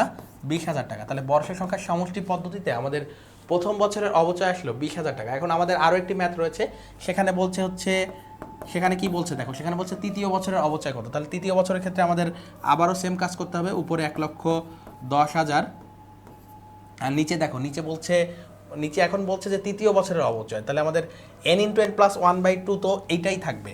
এটা কিন্তু ফিক্সড হয়ে গেছে প্রত্যেকটা, মানে এই ম্যাথটার ক্ষেত্রে এই যে বর্ষ সংখ্যার সমষ্টি হচ্ছে 55ই থাকবে। অর্থাৎ এই 55ই হচ্ছে n into n plus one divided by two, মানে বর্ষ সংখ্যার সমষ্টি। তাহলে আমরা নিচে 55 কিন্তু পেয়ে গিয়েছি। এখন আমাদেরকে গুণ যেটা রয়েছে n মাইনাস টি প্লাস ওয়ান, তাহলে এই দ্বিতীয় অঙ্কটার ক্ষেত্রে n মাইনাস টি প্লাস ওয়ান যদি আমরা করি, তাহলে আমাদের দেখো n কিন্তু 10 বছরই আছে, মাইনাস টি হচ্ছে আমাদের এই 3 হয়ে গেছে, একের পরিবর্তে কি হয়েছে? 3 প্লাস 1, তাহলে 7 যোগ 1, তাহলে 8। তাহলে এখানে 8 দিয়ে গুণ হবে। তাহলে আমাদের তৃতীয় বছরের অবচয় কত আসে? দেখো 16,000। তৃতীয় বছরের অবচয় কত আসে? 16,000 টাকা। তাহলে তৃতীয় বছরের অবচয় হচ্ছে 16,000 টাকা। আশা করি তোমরা বুঝতে পেরেছো বর্ষ সংখ্যার সমষ্টি পদ্ধতি নিয়ে। আশা করি তোমাদের আর কোনো কনফিউশন থাকবে না, কিভাবে n মাইনাস টি প্লাস ওয়ান আসে, কীভাবে 55 বা বর্ষ সংখ্যার সমষ্টি আসে 10 বছর হলে। 5 বছর আসলে তোমাদের কি হয় সেটাও যদি তোমরা একটু দেখতে চাও, তাহলে 5 বছর হলে 5 যোগ 1 ডিভাইডেড বাই 2, তাহলে হচ্ছে দেখো 5 6 30, ভাগ 2 তার মানে হচ্ছে 15 আসে। তো তোমরা এইগুলো একটু খেয়াল রাখবা কীভাবে বর্ষ সংখ্যার সমষ্টি বের করতে হয়, কীভাবে হচ্ছে অবশিষ্ট বছরের সংখ্যা বের করতে হয়, এগুলো খেয়াল রাখলেই তোমাদের এই সংক্রান্ত ম্যাথ নিয়ে আসলেই কোনো সমস্যা হওয়ার কথা না। তো এই ছিল আমাদের 4টি পদ্ধতি, অর্থাৎ অবচয় নির্ধারণের যে পদ্ধতিগুলো ছিল এই ছিল আমাদের 4টা পদ্ধতির বিস্তারিত তোমাদেরকে দেখালাম। এখন আমরা এই চ্যাপ্টারটা নিয়ে এতক্ষণ ধরে যে বেসিক থেকে অ্যাডভান্স আলোচনা করলাম, এখানে সম্পর্কে আমরা কয়েকটি গুরুত্বপূর্ণ তথ্য তোমাদেরকে জানিয়ে দিই। তো দেখো, এইগুলো করতে যেয়ে আমরা দেখেছি যে সরলরৈখিক পদ্ধতিতে অবচয় নির্ণয় করার সময় বর্তমান বা বহিমূল্য এবং পুঞ্জীভূত অবচয় বিবেচনা করা হয় না। তাহলে সরলরৈখিক পদ্ধতিতে অবচয় নির্ণয়ের সময় বর্তমান মূল্য বা পুঞ্জীভূত অবচয় আমাদের কোনো কাজে লাগে না অবচয় নির্ণয়ের সময়। এরপরে বলছে ক্রমহ্রাসমান জের পদ্ধতিতে অবচয় নির্ণয়ের ক্ষেত্রে ভগ্নাবশেষ মূল্য এবং হচ্ছে অবচয়যোগ্য মূল্য, ভগ্নাবশেষ এবং কি অবচয়যোগ্য মূল্য বিবেচনা করা হয় না। এরপর বলছে উৎপাদন বা কর্মঘণ্টা পদ্ধতিতে অবচয় নির্ণয়ের সময় আয়ুষ্কাল এবং অবচয়ের হার বিবেচনা করা হয় না। তাই দেখো, এই যে আমরা মাত্র একটু আগে উৎপাদন করলাম, তখন দেখেছো আয়ুষ্কাল কোথাও কাজে লাগেনি বা অবচয়ের হার কোথাও কাজে লাগে নাই। এরপরে দেখো, বর্ষ সংখ্যার সমষ্টি পদ্ধতিতে অবচয় নির্ণয়ের সময় অবচয়ের হার বিবেচনা করা হয় না। এখন সর্বশেষ যে কথাটি বলা হচ্ছে, যে কোনো পদ্ধতিতে অবচয় নির্ণয়ের সময় মুদ্রাস্ফীতি বা মুদ্রা সংকোচন বিবেচনা করা হয় না। তাহলে মুদ্রাস্ফীতি বা মুদ্রা সংকোচন আমরা কখনোই বিবেচনা করি না। এই যে যতগুলো পদ্ধতি দেখেছি সবগুলোর ক্ষেত্রে আমরা মুদ্রাস্ফীতি বা মুদ্রা সংকোচন বিবেচনা করতে পারি না। তো এইগুলো তোমাদের এই যে 5টি লাইন, এই লাইনগুলো তোমরা অবশ্যই একটু মুখস্থ করে ফেলবা, কারণ এখান থেকে অনেক এমসিকিউ হয় তোমাদের বোর্ড পরীক্ষায় আসে, বিশ্ববিদ্যালয় পরীক্ষাগুলোতে আসে। তো তোমরা বোর্ড পরীক্ষার জন্য প্রিপারেশনের জন্য অবশ্যই এই লাইনগুলো বুঝে বুঝে পড়ে ফেলতে হবে। আগে এই যে আমি তোমাদেরকে এতক্ষণ ধরে যে পদ্ধতিগুলোর আলোচনা করলাম সেখানে যাবা। যদি আমরা এই যে বর্ষ সংখ্যার সমষ্টির পদ্ধতির কথাই যদি বলি, দেখো অবচয়ের হার কোথাও কাজে লেগেছে কিনা, এই যে মাত্র যে করলাম এখানে অবচয়ের হার কোথাও কাজে লেগেছে কিনা, লাগে নাই, তার মানে অবচয়ের হার এই পদ্ধতির ক্ষেত্রে কোনো বিবেচনায় আসে না। তো এভাবে কিন্তু বুঝে বুঝে তোমাদেরকে পড়তে হবে। তো আমরা এতক্ষণ ধরে তোমাদেরকে বেসিক থেকে একেবারে ম্যাথ করার জন্য, উপযোগী করার জন্য যা যা তথ্য প্রয়োজন, যেসব নিয়মগুলো জানা প্রয়োজন সেগুলো আলোচনা করলাম। এখন তোমাদের জন্য আমি 3টি সৃজনশীল রেখেছি, 3টি সৃজনশীল আলোচনা করব, এরপর কিছু এমসিকিউ আলোচনা করব, তারপরে ক্লাসটি শেষ হবে।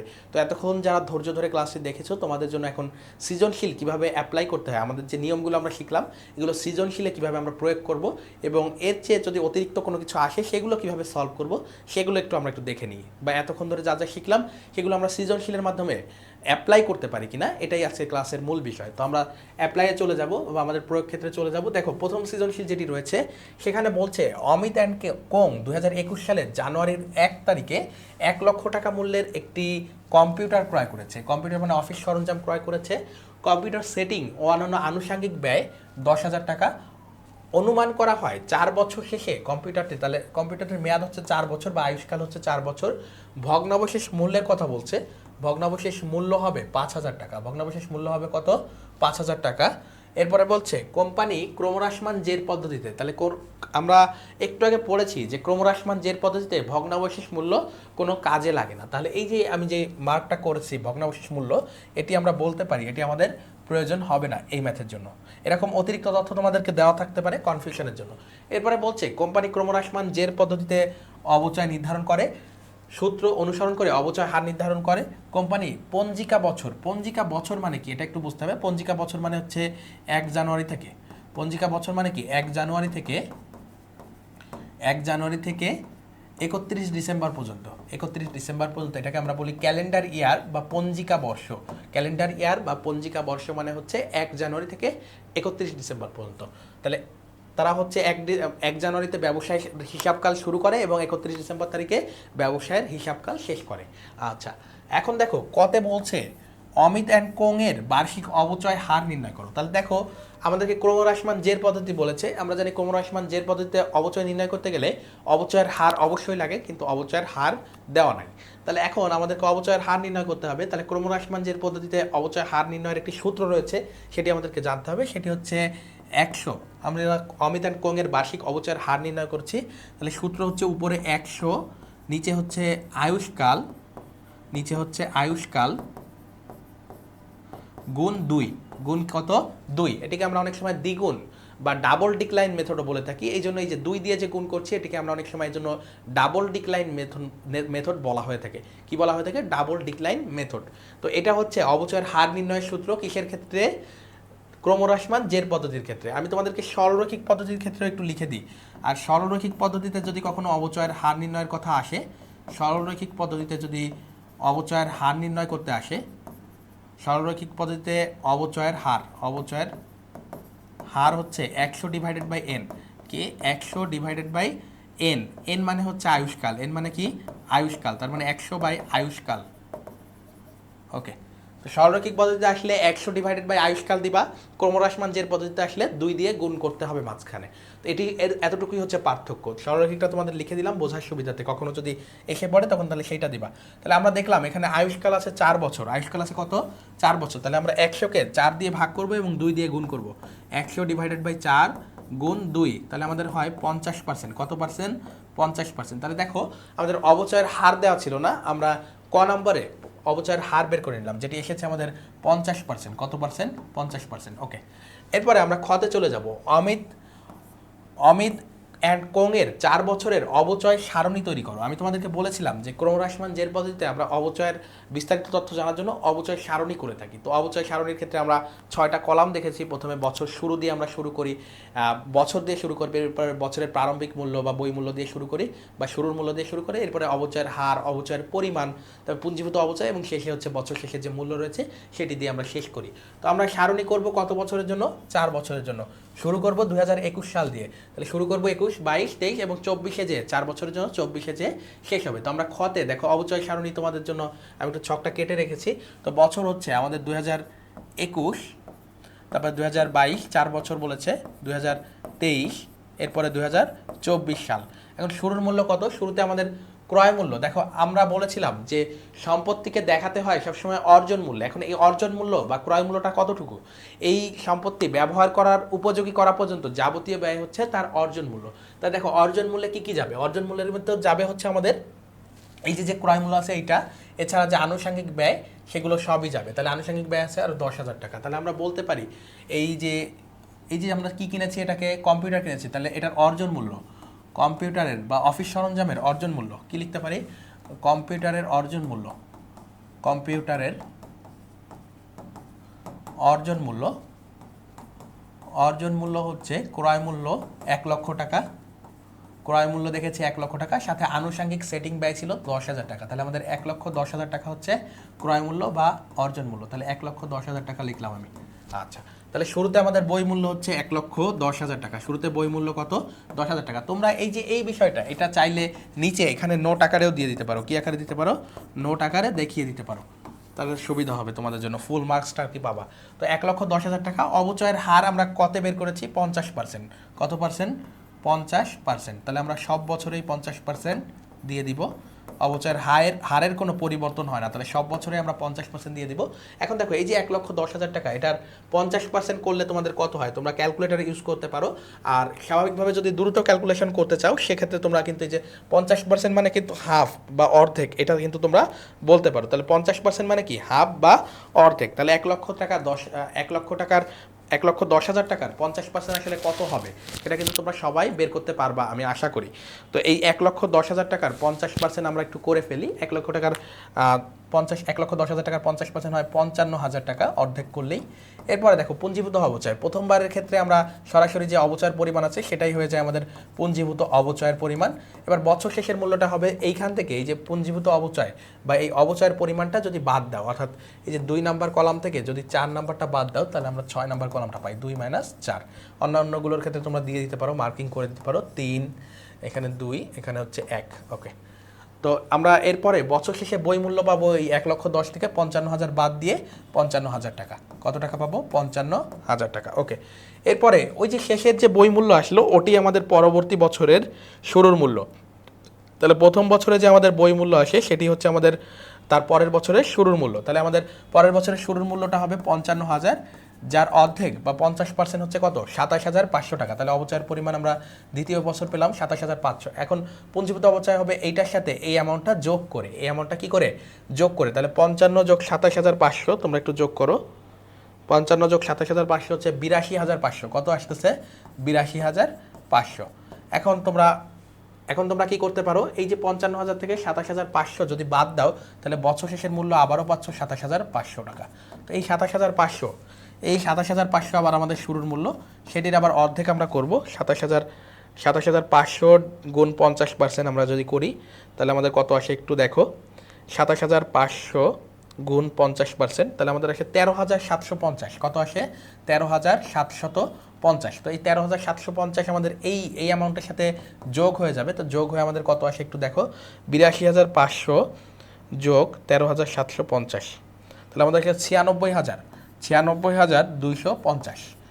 এখন আমাদের শেষের মূল্যটা বের করতে হবে এই 27,000 থেকে 13,500 বাদ দিয়ে, অর্থাৎ 27,500 মাইনাস 13,750, তাহলে আমাদের শেষের মূল্যটা হয় 13,750। 13,750 এটাই আবার পরের বছরের শুরুর মূল্য 13,750। এখন আমাদেরকে একটু খেয়াল রাখতে হবে, দেখো আমাদেরকে বলছে, প্রশ্নে বলছে আমরা যদি এখান থেকে 13,750 দিয়ে শেষের বছর যদি আমরা 50% করে দিই তাহলে আমাদের কি আসে তোমরা একটু যদি দেখো।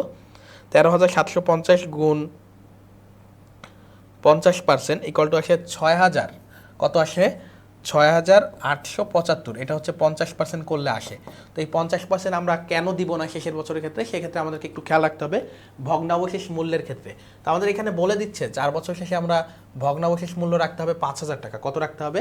5,000 টাকা। তাহলে আমরা 5,000 টাকা ভগ্নাবশেষ মূল্য রাখবো। তো 5,000 টাকা যদি ভগ্নাবশেষ মূল্য রাখতে চাই, আমরা যদি কি করতে চাই, এখানে যে 5,000 টাকা যদি শেষের মূল্যটা রাখতে চাই, কি করতে চাই, 5,000 টাকা যদি ভগ্নাবশেষ মূল্য রাখতে চাই, একেবারে সম্পত্তির শেষ মূল্য রাখতে চাই, তাহলে আমাদের দেখো এখানে যদি আমরা এইটুকু দেখাই তাহলে কিন্তু হচ্ছে না।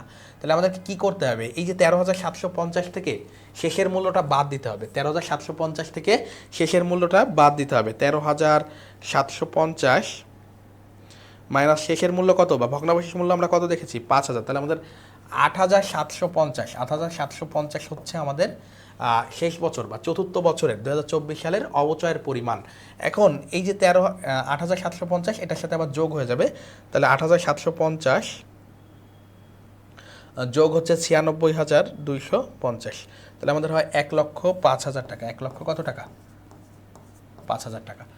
তো প্রিয় শিক্ষার্থীরা, কেন আমরা এখানে 8,750 কেন লিখলাম? আমাদের তো 50% হয়েছিল, মানে আমাদের 2024 সালের বই মূল্যের 50% হয়েছিল এই যে 6,875 টাকা। তারপরেও কেন আমরা এই 8,750 লিখলাম? এই প্রশ্নের উত্তর হচ্ছে, আমাদেরকে যখন বলে দেয় যে বছর শেষে আমরা বিক্রি করে এত টাকা পাবো, তখন আমাদেরকে এই মূল্যটা বছর শেষে দেখাতে হবে এবং শেষ বছরে এসে বাকিটা অ্যাডজাস্ট করে দিতে হবে। এজন্য আমরা শেষের মূল্যটা আগে লিখেছি, প্রথমে লিখে তারপরে আমরা অ্যাডজাস্ট করেছি। যে এই অ্যামাউন্টটা মানে শেষে 5,000 টাকা রাখতে গেলে আমাকে এটা থেকে কত বিয়োগ করলে আমাদের 5,000 হয়, সেই অ্যামাউন্টটাই কিন্তু এখানের অবচয়ের পরিমাণ হবে। আশা করি সবাই বুঝতে পেরেছো। তো অবচয় সারণী করার সময় যদি কখনো বিক্রয় মূল্য দেওয়া থাকে, সেক্ষেত্রে তোমাদেরকে বছর শেষের বা যে বছরটা শেষ হবে সেই বছরের পর কত টাকায় বিক্রি করে বিক্রয় মূল্য দেওয়া থাকে, এমন তথ্য দেওয়া থাকলে তোমাদেরকে এই অ্যাডজাস্টটা শেষে করতে হবে। এই সমন্বয়টা এভাবে যোগ বিয়োগ করে তোমাদেরকে করতে হবে। আশা করি তোমরা বুঝতে পেরেছো। তো অবচয় সারণীর ক্ষেত্রে এই বিষয়গুলো, ক্রমহ্রাসমান জের পদ্ধতির ক্ষেত্রে এই বিষয়গুলো তোমাদেরকে একটু খেয়াল রাখতে হবে। তো এটাই ছিল আমাদের অবচয় সারণী, যেটা হচ্ছে আমাদের ক্ষয়ের রিকোয়ারমেন্ট ছিল। তো আমাদের খ শেষ হলো, আমরা গতে যাব। গতে বলছে কোম্পানির বইতে চলমান জের খতিয়ানে ক্রমযোজিত অবচয় হিসাব। ক্রমযোজিত অবচয় হিসাব তোমাদেরকে আগেও বলেছি, ক্রমযোজিত অবচয় হিসাব মানে আরেক নাম হচ্ছে পুঞ্জীভূত অবচয় হিসাব। তো এই দুইটা কথা একই। তো এই দুইটা কথা নিয়ে তোমাদের যেন এলোমেলো না হয়, কখনো বলবে পুঞ্জীভূত অবচয় হিসাব তৈরি করো, কখনো বলবে ক্রমযোজিত অবচয় হিসাব তৈরি করো। তো আমরা একটা ক্রমযোজিত অবচয় হিসাব মানে একটি খতিয়ানের একটি হিসাব তোমাদেরকে করতে বলেছে চলমান জের ছকে। তো আমরা চলমান জের ছকে যে ক্রমযোজিত হিসাব বা পুঞ্জীভূত অবচয়, দেখো এই যে পুঞ্জীভূত অবচয় যেটা হচ্ছে এটা কিন্তু ক্রেডিট, এটা কিন্তু কি ক্রেডিট। আর যখন অবচয়ের কথা বলবে, এই যে অবচয়, এটা কিন্তু ডেবিট। তো আমাদের জেরগুলো হবে সব ক্রেডিট, কিন্তু আমরা পুঞ্জীভূত অবচয়ের যেহেতু হিসাব করতেছি এটার নাম লিখতে পারবো না। আমরা দেখি কিভাবে করা যায় আর কি। তো দেখো গতে কি বলছে, গতে বলছে ক্রমযোজিত অবচয় সারণী করতে 4টা বছর, যেহেতু 4 বছর তো আমাদেরকে 4 বছরই করতে হবে। আমরা শুরুটা করব 2021 সাল দিয়ে এবং শেষ করব 2024 সাল দিয়ে। তো 21 সালে দেখো 2021 সালের ডিসেম্বর 31 আমাদের একটি ক্রমযোজিত অবচয় হয়েছে। একটি কি হয়েছে? ক্রমযোজিত অবচয় হয়েছে, যেটি হচ্ছে বা পুঞ্জীভূত অবচয় হয়েছে 55,000 টাকা। কত টাকা? 55,000 টাকা 31 ডিসেম্বর তারিখে। তো আমরা এখানে লিখবো, যেহেতু আমরা ক্রমযোজিত অবচয় হিসাব করতেছি, তো আমাদের এখানে এটার বিপরীতে কি আছে? এটার বিপরীতে আছে কিন্তু অবচয় হিসাব। কি আছে? অবচয় হিসাব ডেবিট, পুঞ্জীভূত অবচয় বা ক্রমযোজিত অবচয় হিসাব ক্রেডিট। পুঞ্জীভূত বা কি ক্রমযোজিত অবচয় হিসাব ক্রেডিট, তো এটা ডেবিট, এটা ক্রেডিট। তো আমরা করতেছি এই ক্রেডিটের অ্যামাউন্টটা, তাহলে আমরা বিবরণে লিখব ডেবিটে কি আছে এইটা, তাহলে আমরা লিখতে পারি অবচয় হিসাব, অবচয় হিসাব 55,000 টাকা। কত টাকা? প্রথম বছর হয়েছে 55,000 টাকা, তো আমরা 55,000 টাকা দিব ক্রেডিট কলামে, যেহেতু আমরা ক্রমযোজিত করছি এবং ক্রমযোজিতর ব্যালেন্স হয় ক্রেডিটে, তো আমরা 55,000 দিলাম। এই ক্রেডিটটাই যেহেতু কোনো ব্যালেন্স নাই, আমরা এটাই ক্রেডিট জেরে ট্রান্সফার করব 55,000 টাকা। এই দাগটা আবার তোমরা দিও না, এটা আমি তোমাদের বোঝানোর সুবিধার্থে দিয়েছি। তো এই ছিল আমাদের 55,000 টাকা, প্রথম বছরের কাজ শেষ। আমরা এর পরের বছর চলে যাচ্ছি। দেখো 2022 সালের জানুয়ারিতে, 2022 সালের জানুয়ারিতে কি হচ্ছে, 2022 সালের জানুয়ারি 1-এ ব্যালেন্স হচ্ছে, ব্যালেন্স বিডি হচ্ছে, বা ব্যালেন্স হচ্ছে এই যে অবচয় মানে ক্রমযোজিত অবচয়ের যে 55,000 টাকা ছিল সেইটাই কিন্তু আমাদের ব্যালেন্স হচ্ছে। ওকে, এরপরে আমরা 2022 সালের ডিসেম্বর 31-এ আবার কি করছি, আরও একটি অবচয় করছি, যে 2022 সালের ডিসেম্বর 31-এ আমাদের আরও একটি অবচয়ের পুঞ্জীভূত অবচয় হচ্ছে, যেটা হচ্ছে 27,500 টাকা হচ্ছে ওই বছরে, এবং পুঞ্জীভূত করে আমাদের 82,500 টাকা দেখাতে হবে। তো আমরা 27,500 টাকা উক্ত বছরে একটা অবচয় হিসাব লিখি। কি লিখব? অবচয় হিসাব। তো এই বছরে হচ্ছে 2022 সালে কত হচ্ছে আমরা একটু দেখেছি, 27,500, তো আমরা লিখলাম 27,500 টাকা, এখানে ক্রেডিটে লিখি 27,500, এবং এই দুইটা যোগ করে, অর্থাৎ এই 55,000-এর সাথে আমি যদি এই 27,500 টাকা যোগ করি, সেক্ষেত্রে আমার হয় 82,500 টাকা। কত টাকা? আবারও ক্রেডিট ব্যালেন্স হলো 82,500 টাকা। আচ্ছা, তো আমাদের 2022-ও শেষ হয়ে গেল, আমরা চলে যাব 2023-এর জানুয়ারি 1-এ। 2023-এর জানুয়ারি 1-এ দেখো কি হচ্ছে, জানুয়ারি 1-এ হচ্ছে ব্যালেন্স কত, আমাদের ওই যে পুঞ্জীভূত অবচয়ের যে ব্যালেন্স সেটাই আমাদেরকে নিয়ে আসতে হবে, অর্থাৎ 82,500 টাকা, 82,500 টাকা। ওকে, এরপরে দেখো আমাদের এই 2023 সালেরই ডিসেম্বর 31-এ এসে আমরা আবারও যে অবচয় করেছিলাম সেটির পরিমাণ এসেছিল 13,750 টাকা। কত এসেছিল? 13,750 টাকা। তো আমরা এখানে লিখব অবচয় হিসাব 13,750 টাকা। কত টাকা?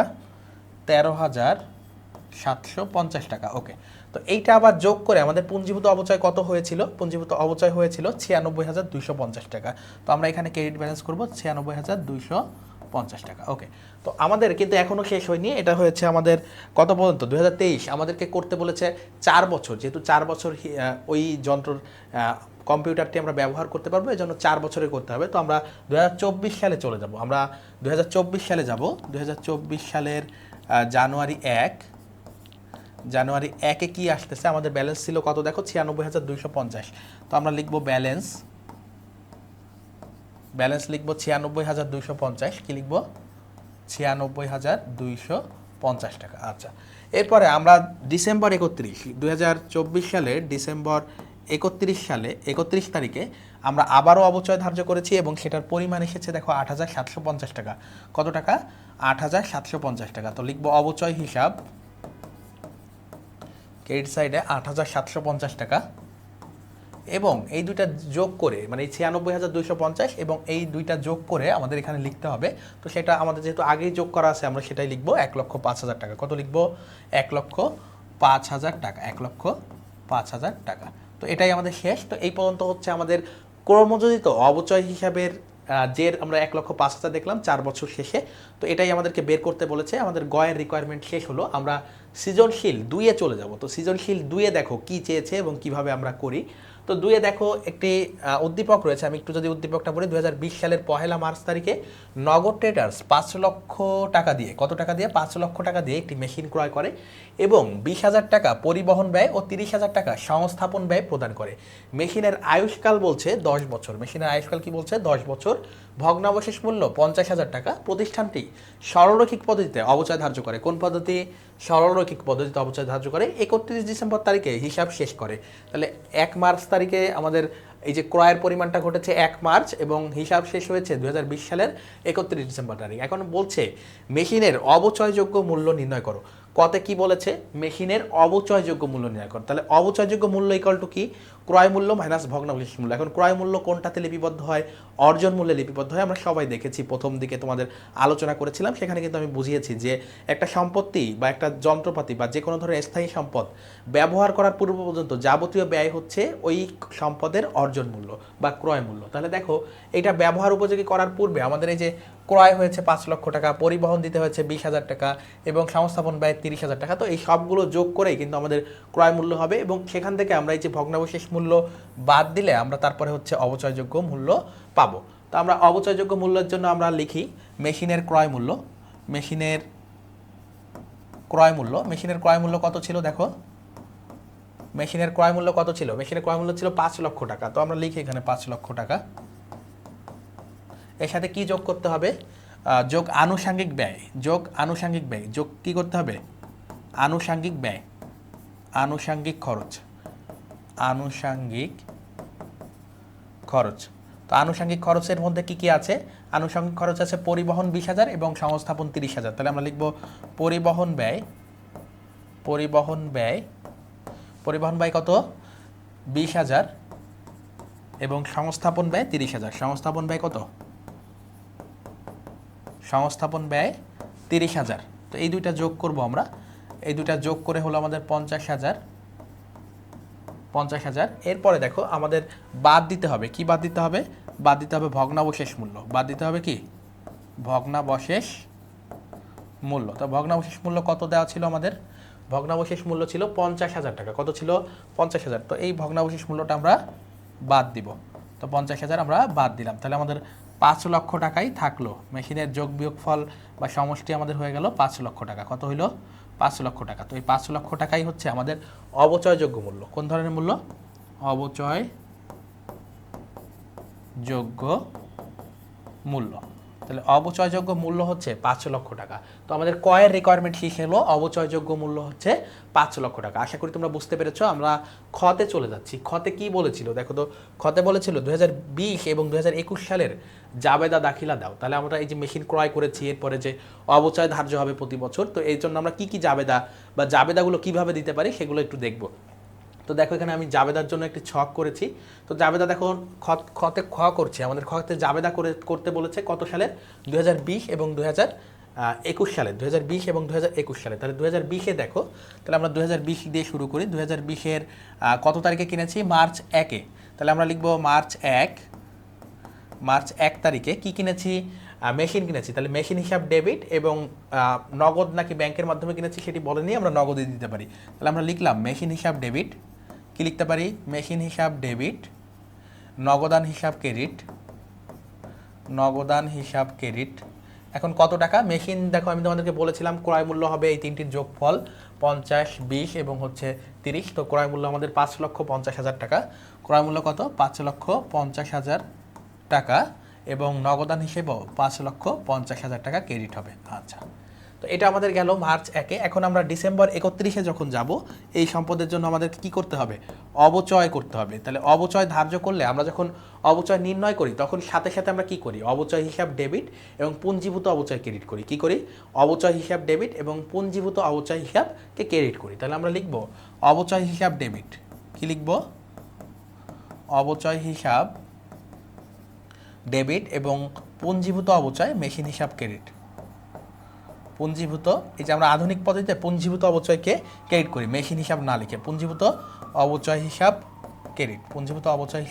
ক্রেডিট। এখন এই অবচয়টা আসলে কত টাকা, এটা আমাদের গণনা কার্যে একটু দেখাই দিতে হবে। তাহলে আমরা একটু যদি তোমরা সবসময় নিচের দিকে গণনা কার্যটা করবা, তো আমরা প্রথম বছরের অবচয়টা একটু দেখি। তাহলে দেখো আমি উপরে করছি তোমাদের সুবিধার্থে। 5,50,000। তাহলে আমাদের ক্রয় মূল্য 5,50,000 বিয়োগ হচ্ছে 5 লক্ষ। ক্রয় মূল্য কত আমাদের? 5,50,000। আচ্ছা, আমরা অবচয়যোগ্য মূল্য তো বের করেছি, তাহলে আর ক্রয় মূল্য লেখার প্রয়োজন মনে হচ্ছে নাই। তো ক্রয় মূল্য আমরা ডিরেক্ট উপরে অবচয়যোগ্য মূল্য দিই। সরলরৈখিক পদ্ধতিতে ডিরেক্ট অবচয়যোগ্য মূল্য হচ্ছে 5 লক্ষ টাকা। আর ডিভাইডেড বাই আয়ুষ্কাল কত বলেছে? আয়ুষ্কাল বলেছে 10 বছর। তাহলে আয়ুষ্কাল দিয়ে ভাগ করলে আমরা পুরো বছরের অবচয় পাচ্ছি 50,000। এক বছরের অবচয় পাচ্ছি 50,000। এটা হচ্ছে বার্ষিক অবচয়। এখন এই যে বার্ষিক অবচয়, আমাদেরকে কি বার্ষিক অবচয় প্রথম বছরটাই করতে হবে কিনা, এইদিকে তোমাদেরকে একটু খেয়াল রাখতে হবে। দেখো প্রশ্নে বলছে যে মার্চের 1 তারিখে, কিন্তু আমরা অবচয় বের করেছি বার্ষিক, অবচয় বের করেছি কি বার্ষিক, মানে 12 মাসের, কত মাসের 12 মাসের। তাহলে এই যে 12 মাসের করলাম, তো আমাদের করতে হবে তো 9 মাসের, কারণ প্রথম বছর আমরা মার্চের 1 তারিখ থেকে কিনেছি। কত তারিখ কিনেছি? মার্চের, দুঃখিত 10 মাসের। তাহলে মার্চের 1 তারিখ থেকে ডিসেম্বর 31, এটাতে হয় 10 মাস, কিন্তু আমরা অবচয় বের করেছি 12 মাসের। তাহলে এটাকে আমাদেরকে 10 মাসে কনভার্ট করতে হবে। তাহলে দেখো আমাদের যদি এই 50,000কে আমরা যদি 10 দিয়ে গুণ করি এবং 12 দিয়ে ভাগ করি, সেক্ষেত্রে কিন্তু আমাদের 10 মাসের অবচয়টা বের হয়ে আসে। তাহলে 10 মাসের অবচয়টা কত হয় একটু দেখো। তাহলে তোমরা লিখবা 10 মাসের অবচয়, লিখে এটা দিবা আর কি, 10 মাসের অবচয়, 10 মাসের অবচয়, এটা গণনা কার্যে দিতে হবে। 10 মাসের অবচয় 50,000 গুণ 10 ডিভাইডেড বাই 12। তাহলে আমরা যদি একটু খেয়াল করি, তাহলে দেখো এখানে কি কি কাটাকাটি যায়। এখানে আমরা করতে পারি 5, এখানে করতে পারি 6, তাহলে 5 ডিভাইডেড বাই 6, তাহলে দেখো 3 লক্ষ ডিভাইডেড বাই 5, 3 লক্ষ ডিভাইডেড বাই 5। আমরা যদি একটু ক্যালকুলেটারে করি, একটু যদি ক্যালকুলেটারে করো তাহলে কিন্তু সহজে বের করতে পারবা। আমরা একটু ক্যালকুলেটারে করি, দেখো আমাদের হচ্ছে 50,000 টাকা বার্ষিক, তাহলে 50,000 গুণ 10, 50,000 গুণ 10 ডিভাইডেড বাই 12, তাহলে আমাদের 41,667 টাকা আসে। কত আসে? 41,667 টাকা হচ্ছে আমাদের প্রথম বছরের অবচয় আসে। তাহলে আমরা লিখবো 41,667 টাকা। তাহলে 41,667 টাকা, 41,667 টাকা, এটার আমাদের পুঞ্জীভূত অবচয় আসলে 41,667 টাকা। তো এটা আমরা লিখলাম। এখন আমরা জানি হিসাবকাল শেষে কি হয়, সমাপনী দাখিলার মাধ্যমে আমরা আয় ব্যয় হিসাব এবং উত্তোলন হিসাব বা নামিক হিসাবগুলো বন্ধ করে দিই। তাহলে নামিক হিসাব হচ্ছে আয় ব্যয় হিসাব। তাহলে এই অবচয় যেহেতু একটি নামিক হিসাব, অবচয় কোন ধরনের হিসাব? অবচয় একটি নামিক হিসাব, তো এটাও আমাদেরকে বন্ধ করতে হবে। এখন এটা যেহেতু ব্যয়, তো আমাদের আয়ের বিপরীতে বন্ধ করতে হবে। কি করতে হবে? আয়ের বিপরীতে বন্ধ করতে হবে। তাহলে আমরা লিখতে পারি, দেখো আমরা কি লিখতে পারি, আমরা ডিসেম্বর 31-এ আরও একটি জাবেদা দিব, সেই জাবেদার নাম কি হবে? এই যে অবচয় হিসাবটা আমরা কি করব, অবচয় হিসাবটাকে ক্রেডিট করব এবং আয় সারাংশ হিসাবকে ডেবিট করব। কি করব? আয় সারাংশ, আয় বিবরণীর বিপরীতে যেহেতু বন্ধ করব, তো আয় সারাংশ হিসাবটাকে আমরা কি করব, বিশদ আয় বিবরণীতে আমরা এই অ্যামাউন্টটা যখন নিয়ে যাচ্ছি, তখন আয় সারাংশের বিপরীতে আমরা কি করব, এটাকে ক্রেডিট করে দিলে আমাদের অবচয় হিসাবটা শূন্য হয়ে যাবে, মানে বন্ধ হয়ে যাবে। তাহলে আমরা লিখব আয় সারাংশ হিসাব ডেবিট এবং অবচয় হিসাব ক্রেডিট। কি লিখব? অবচয় হিসাব ক্রেডিট। তো সেম অ্যামাউন্টটা যাবে আমাদের 41,667, অর্থাৎ এই অ্যামাউন্টটাই আবারও লিখবো আমরা 41,667। আশা করি বুঝতে পেরেছো। তো আমরা এটা করার পরে আমাদের পরবর্তী যে ইয়ার রয়েছে সেটিতে আমরা যাব। তার পূর্বে দেখো আমাদের যে অবচয় হলো, তাহলে আমরা প্রথমে একটি কী জাবেদা করলাম, মেশিন হিসাব, অবচয় হিসাব এবং অবচয় বন্ধ করে দিলাম। এরপরে আমাদেরকে কি করতে হবে, অবচয় এবং পুঞ্জীভূত অবচয়। এরপরে আমরা পরবর্তী বছরে যদি আমরা চলে যাই, সেক্ষেত্রে আমাদেরকে কি করতে হবে দেখো তো। তাহলে আয় সারাংশ হিসাব এবং অবচয় হিসাব। তাহলে আমরা 2020 শেষ করলাম, 2021-এ যাব। 2021-এ যখন যাব, দেখো মেশিন তো আমরা একবারই কিনেছি, তাহলে আমরা আর কোনো মেশিনকে বারবার না দেখিয়ে আমরা কি করবো, এরপরের প্রত্যেকটা বছরে অবচয় দেখিয়ে যাব। তাহলে দেখো 2021 সালের ডিসেম্বর 31-এ সরাসরি চলে যাব, ডিসেম্বর 31। তো ডিসেম্বর 31-এ যখন যাব, তো আমরা আবারও অবচয় ধার্য করব, অবচয় হিসাব ডেবিট এবং পুঞ্জীভূত অবচয় হিসাব ক্রেডিট। কি লিখব? পুঞ্জীভূত অবচয় হিসাব, এইটার মতো সেম, এটার মতো পুঞ্জীভূত অবচয় হিসাব ক্রেডিট। তো এই দুইটা অ্যামাউন্ট, এখন তোমাদেরকে অ্যামাউন্টটাতে খেয়াল করতে হবে। দেখো আগের বার অ্যামাউন্টে লিখেছি 41,667, কিন্তু এখন এই যে 2020 সালের মার্চে কিনেছিলাম, কিন্তু 2021 সালে কিন্তু আমরা জানুয়ারি থেকে 31 ডিসেম্বর পর্যন্ত পুরোপুরি কি করেছি, পুরোপুরি আমরা ব্যবহার করেছি। তাহলে এখন আমাদের কিন্তু 12 মাসের অবচয় হবে, অর্থাৎ বার্ষিক যে অবচয়, এই যে 50,000 টাকা, এই পুরাটাই হবে। তাহলে আমরা এখন লিখব 50,000, এখন কি লিখব 50,000 এবং পুঞ্জীভূত অবচয়তেও ক্রেডিট করব 50,000। ওকে। তো 2021 সালে এসে আমাদেরকে আবারও কি করতে হবে, 2021 সালে এসে আবারও এই অবচয় হিসাবটা বন্ধ করতে হবে। তো আমরা 31 ডিসেম্বরই রাখি, ডিসেম্বর 31 কি করব, আয় সারাংশ হিসাবের বিপরীতে কি করব, আয় সারাংশ হিসাবের বিপরীতে ওই যে আমাদের যে অবচয় হিসাব, খরচ যেটা ছিল নামিক হিসাব, সেটা আমরা বন্ধ করে দিব। তো এটা কত হয়েছিল 50,000 টাকা। তো এবার আমরা 50,000 টাকা দিয়ে বন্ধ করে দিব 50,000। তো এটি ছিল আমাদের মূলত 2020 এবং 2021 সালের জাবেদা দাখিলা। এখন আমাদের গ নাম্বার রিকোয়ারমেন্ট কি শেষ হয়েছে? আমাদের গতে যেটা বলেছিল না খ, আমরা তখন খ করছিলাম, তো খ এর 2020 এবং 2021 সালের জাবেদা দাখিলা শেষ হলো। এবার আমরা গতে চলে যাব। আমরা কোথায় চলে যাব? আমাদের যে পরবর্তী প্রশ্ন রয়েছে গ। তো গতে কি বলছে দেখো, 2020 ও 2021 সালের বিশদায় বিবরণী এবং আর্থিক অবস্থার বিবরণীতে মেশিন সংক্রান্ত তথ্যাবলী উপস্থাপন করো। তাহলে দেখো আমরা যে জাবেদা দিলাম, তো এই জাবেদা বা এই যে খরচটা করলাম, এটার আর কি আমাদের আর কি বিশদায় বিবরণী এবং আর্থিক অবস্থার বিবরণীতে আমরা কিভাবে দেখাই। তো আর্থিক অবস্থার বিবরণীতে দেখো এই যে অবচয়টা হয়, অবচয়টাকে আমরা খরচ হিসাবে দেখাই, এবং এই যে পুঞ্জীভূত অবচয় যেটা হয় এটাকে আমরা কি করি, সম্পদ থেকে বাদ দিয়ে দেখাই। তো আমরা আর্থিক বিবরণী করব 2020 এবং 21 সালের একসাথেই করব, যেহেতু আংশিক করতে বলেছে, আমাদেরকে পুরোপুরি করতে বলেনি। তো গতে আমরা লিখব, দেখো বিশদায় বিবরণীতে আমরা শুধু খরচটা দেখাই। তো 2020 সালের জন্য আমরা লিখব প্রথমে 2020 সালের জন্য করব আমরা প্রথমে। তো 2020 সালের জন্য কি লিখব? আমরা লিখব অবচয় খরচ, মেশিনের অবচয় খরচ লিখি আমরা, আরও ভালো হবে। তো আমরা লিখি মেশিনের অবচয় খরচ, মেশিনের অবচয় খরচ 2020 সালে কত ছিল অবচয় খরচ পরিচালন ব্যয়ের মধ্যে? 2020 সালে কত ছিল আমরা একটু দেখে আসি। 2020 সালে ছিল 41,667 টাকা। তো আমরা লিখব 41,667, 41,667।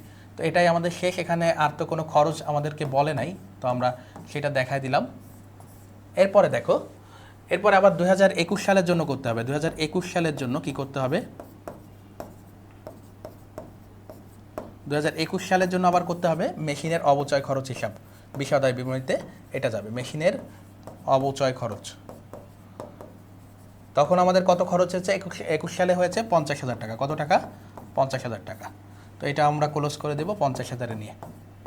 তো এই ছিল আমাদের বিশদ আয় বিবরণী। এই 2020 সালের এবং 21 সালের যে অংশটুকু, অর্থাৎ আমরা খরচের অংশটুকু বিশদ আয় বিবরণীতে দেখাতে পারি, আয় হলেও দেখাতে পারতাম। তো আমাদের আয় ঘটে নাই, শুধু খরচটা আমরা দেখালাম। আর্থিক অবস্থার বিবরণীতে আমরা স্থায়ী সম্পদের মধ্যে আমরা কি দেখাই? মেশিন দেখাই, এবং হচ্ছে যদি পুঞ্জীভূত অবচয় থাকে সেটি আমরা বাদ দিই। তো 2020 সালে আমরা কি করেছি দেখো, 2020 সালে আমরা একটি মেশিন কিনেছিলাম। তো 2020 সালে আমরা যে একটি মেশিন কিনেছিলাম, তো আমরা লিখব মেশিন স্থায়ী সম্পদের মধ্যে আর কি মেশিনের ক্রয় মূল্য কত ছিল? মেশিন ছিল আমাদের হচ্ছে 5,50,000 টাকা। কত ছিল? 5,50,000 টাকা। তো আমরা লিখব 5,50,000 টাকা। পুঞ্জীভূত অবচয় কত দেখো, বাদ পুঞ্জীভূত অবচয়, বাদ পুঞ্জীভূত অবচয়। তো আমাদের ওই বছরে পুঞ্জীভূত অবচয় হয়েছে 41,667 টাকা। তো আমরা 41,667 দিলাম। তো এটা মাইনাস করতে হবে আমাদেরকে, 5,50,000 থেকে 41,000 বাদ দাও তোমরা, তাহলে হবে হচ্ছে 5,50,000। তাহলে 4,00,000 কত হাজার? 4,08,233 টাকা, 233 টাকা, 4,08,233 টাকা। তো এটা হচ্ছে আমাদের 2020 সালে ক্লোজিং মেশিন হিসাব। এবং 2021 সালে এসে 2021 সালে কি ঘটছে? আবারও আমরা লিখব মেশিন হিসাব, আবার লিখব মেশিন। তাহলে মেশিনকে আমরা সবসময় প্রত্যেক বছর ঐতিহাসিক মূল্য নীতি অনুযায়ী ক্রয় মূল্যে দেখাবো। তো এটি ছিল আমাদের 5,50,000। এই বছরও কিন্তু আমরা 5,50,000-এ দেখাবো, এবং সেখান থেকে আমরা কি বাদ দিব? পুঞ্জীভূত অবচয় বাদ দিব। সেখান থেকে আমরা কি বাদ দিব? পুঞ্জীভূত অবচয় বাদ দিব। সেখান থেকে আমরা পুঞ্জীভূত অবচয় বাদ দিব। এখন এই পুঞ্জীভূত অবচয় হচ্ছে প্রথম বছর 41,667 এবং দ্বিতীয় বছরে আরও 50,000 যুক্ত হলো। তাহলে এই দুইটা মিলে আমাদের পুঞ্জীভূত অবচয় যেটি আসতেছে 91,000, কত হাজার? 91,667। তো এই 91,667 আমরা বাদ দিয়ে মেশিনের নিট মূল্য দেখাবো। তো 91,667টা একটু দেখো, 91,667 যদি আমরা 5,50,000 থেকে বাদ দিই, 5,50,000 মাইনাস 91,667, তাহলে আমাদের 4,58,333 টাকা, 4,58,333 টাকা। তো এটা আমাদের মেশিনের নিট মূল্য। তাহলে এই যে আমাদের আর্থিক অবস্থার বিবরণীতে আমরা কিন্তু মেশিন সংক্রান্ত হিসাবগুলো দেখিয়ে দিলাম। তাহলে আমাদেরকে বলেছে বিষাদায় বিবরণীতে কি পরিমাণ যাবে সেটা আমরা দেখিয়েছি। বিষাদায় বিবরণীতে পরিচালন খরচের মধ্যে আমাদের মেশিনের অবচয় খরচটা যাবে এবং আর্থিক অবস্থার বিবরণীতে মেশিনের ক্রয় মূল্য, যেটা ঐতিহাসিক মূল্য নীতিতে আমাদের 5,50,000 এবং প্রত্যেক বছর আমরা পুঞ্জীভূত অবচয়টা বাদ দিয়ে নিট মূল্যটাও দেখিয়ে দিব। তো এটাই ছিল আমাদের গয়ের রিকোয়ারমেন্ট। আমরা 2টি সৃজনশীল কিন্তু ইতোমধ্যে দেখে ফেলেছি। আমরা 3 নং সৃজনশীলে চলে যাব। দেখো 3 নং সৃজনশীলে বলছে আলফা কোম্পানি 2020 সালের 1 জানুয়ারি 1,80,000 টাকা দিয়ে একটি মেশিন ক্রয় করে। উহার আনয়ন ও সংস্থাপন বাবদ ব্যয় 5,000 এবং 15,000 টাকা ব্যয় নির্ভর করে। মেশিনটির আনুমানিক আয়ুষ্কাল 10 বছর। আয়ুষ্কাল শেষে ভগ্নাবশেষ মূল্য রয়েছে 20,000 টাকা এবং স্থির কিস্তি পদ্ধতিতে 20% হারে কোম্পানি উক্ত মেশিনের অবচয় ধার্য করে এবং প্রতি বছর 31 ডিসেম্বর তারিখে হিসাব সমাপ্ত করে। তাহলে শুরু হচ্ছে জানুয়ারি এবং ডিসেম্বর 31-এ শেষ হচ্ছে, তার মানে 12 মাস, অর্থাৎ পুরো বছরই আমরা বলতে পারি। এখন তোমাদেরকে দেখতে হবে এখানে একটা নতুন কথা বলেছে যে স্থির কিস্তি পদ্ধতি। কোন পদ্ধতি? স্থির কিস্তি পদ্ধতি। তো স্থির কিস্তি পদ্ধতির অপর নাম হচ্ছে সরলরৈখিক পদ্ধতি।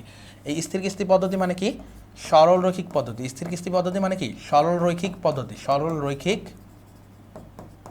সরলরৈখিক পদ্ধতি। ওকে, তো এখন আমাদের রিকোয়ারমেন্টগুলো আমরা একটু পড়ি। কত বলেছে? মেশিনের অবচয়যোগ্য মূল্য ও বার্ষিক অবচয় নির্ণয় করো। তো মেশিনের অবচয়যোগ্য মূল্য নির্ণয় করতে আমি কি বলেছি? ক্রয় মূল্য মাইনাস ভগ্নাবশেষ মূল্য হচ্ছে অবচয়যোগ্য মূল্য। আর বার্ষিক অবচয় করতে গেলে অবচয়যোগ্য মূল্যকে আমরা যদি হার দেওয়া থাকে হার দিয়ে গুণ করলেই কিন্তু আমরা পেয়ে যাই। তো আমরা কিভাবে সলভ করব? দেখো, আমাদেরকে প্রথমে অবচয়যোগ্য মূল্য বের করতে হবে। এজন্য আমরা লিখব ক্রয় মূল্য। কি লিখব? ক্রয় মূল্য। ক্রয় মূল্য কত আমাদের? 1,80,000। ক্রয় মূল্য লিখলাম 1,80,000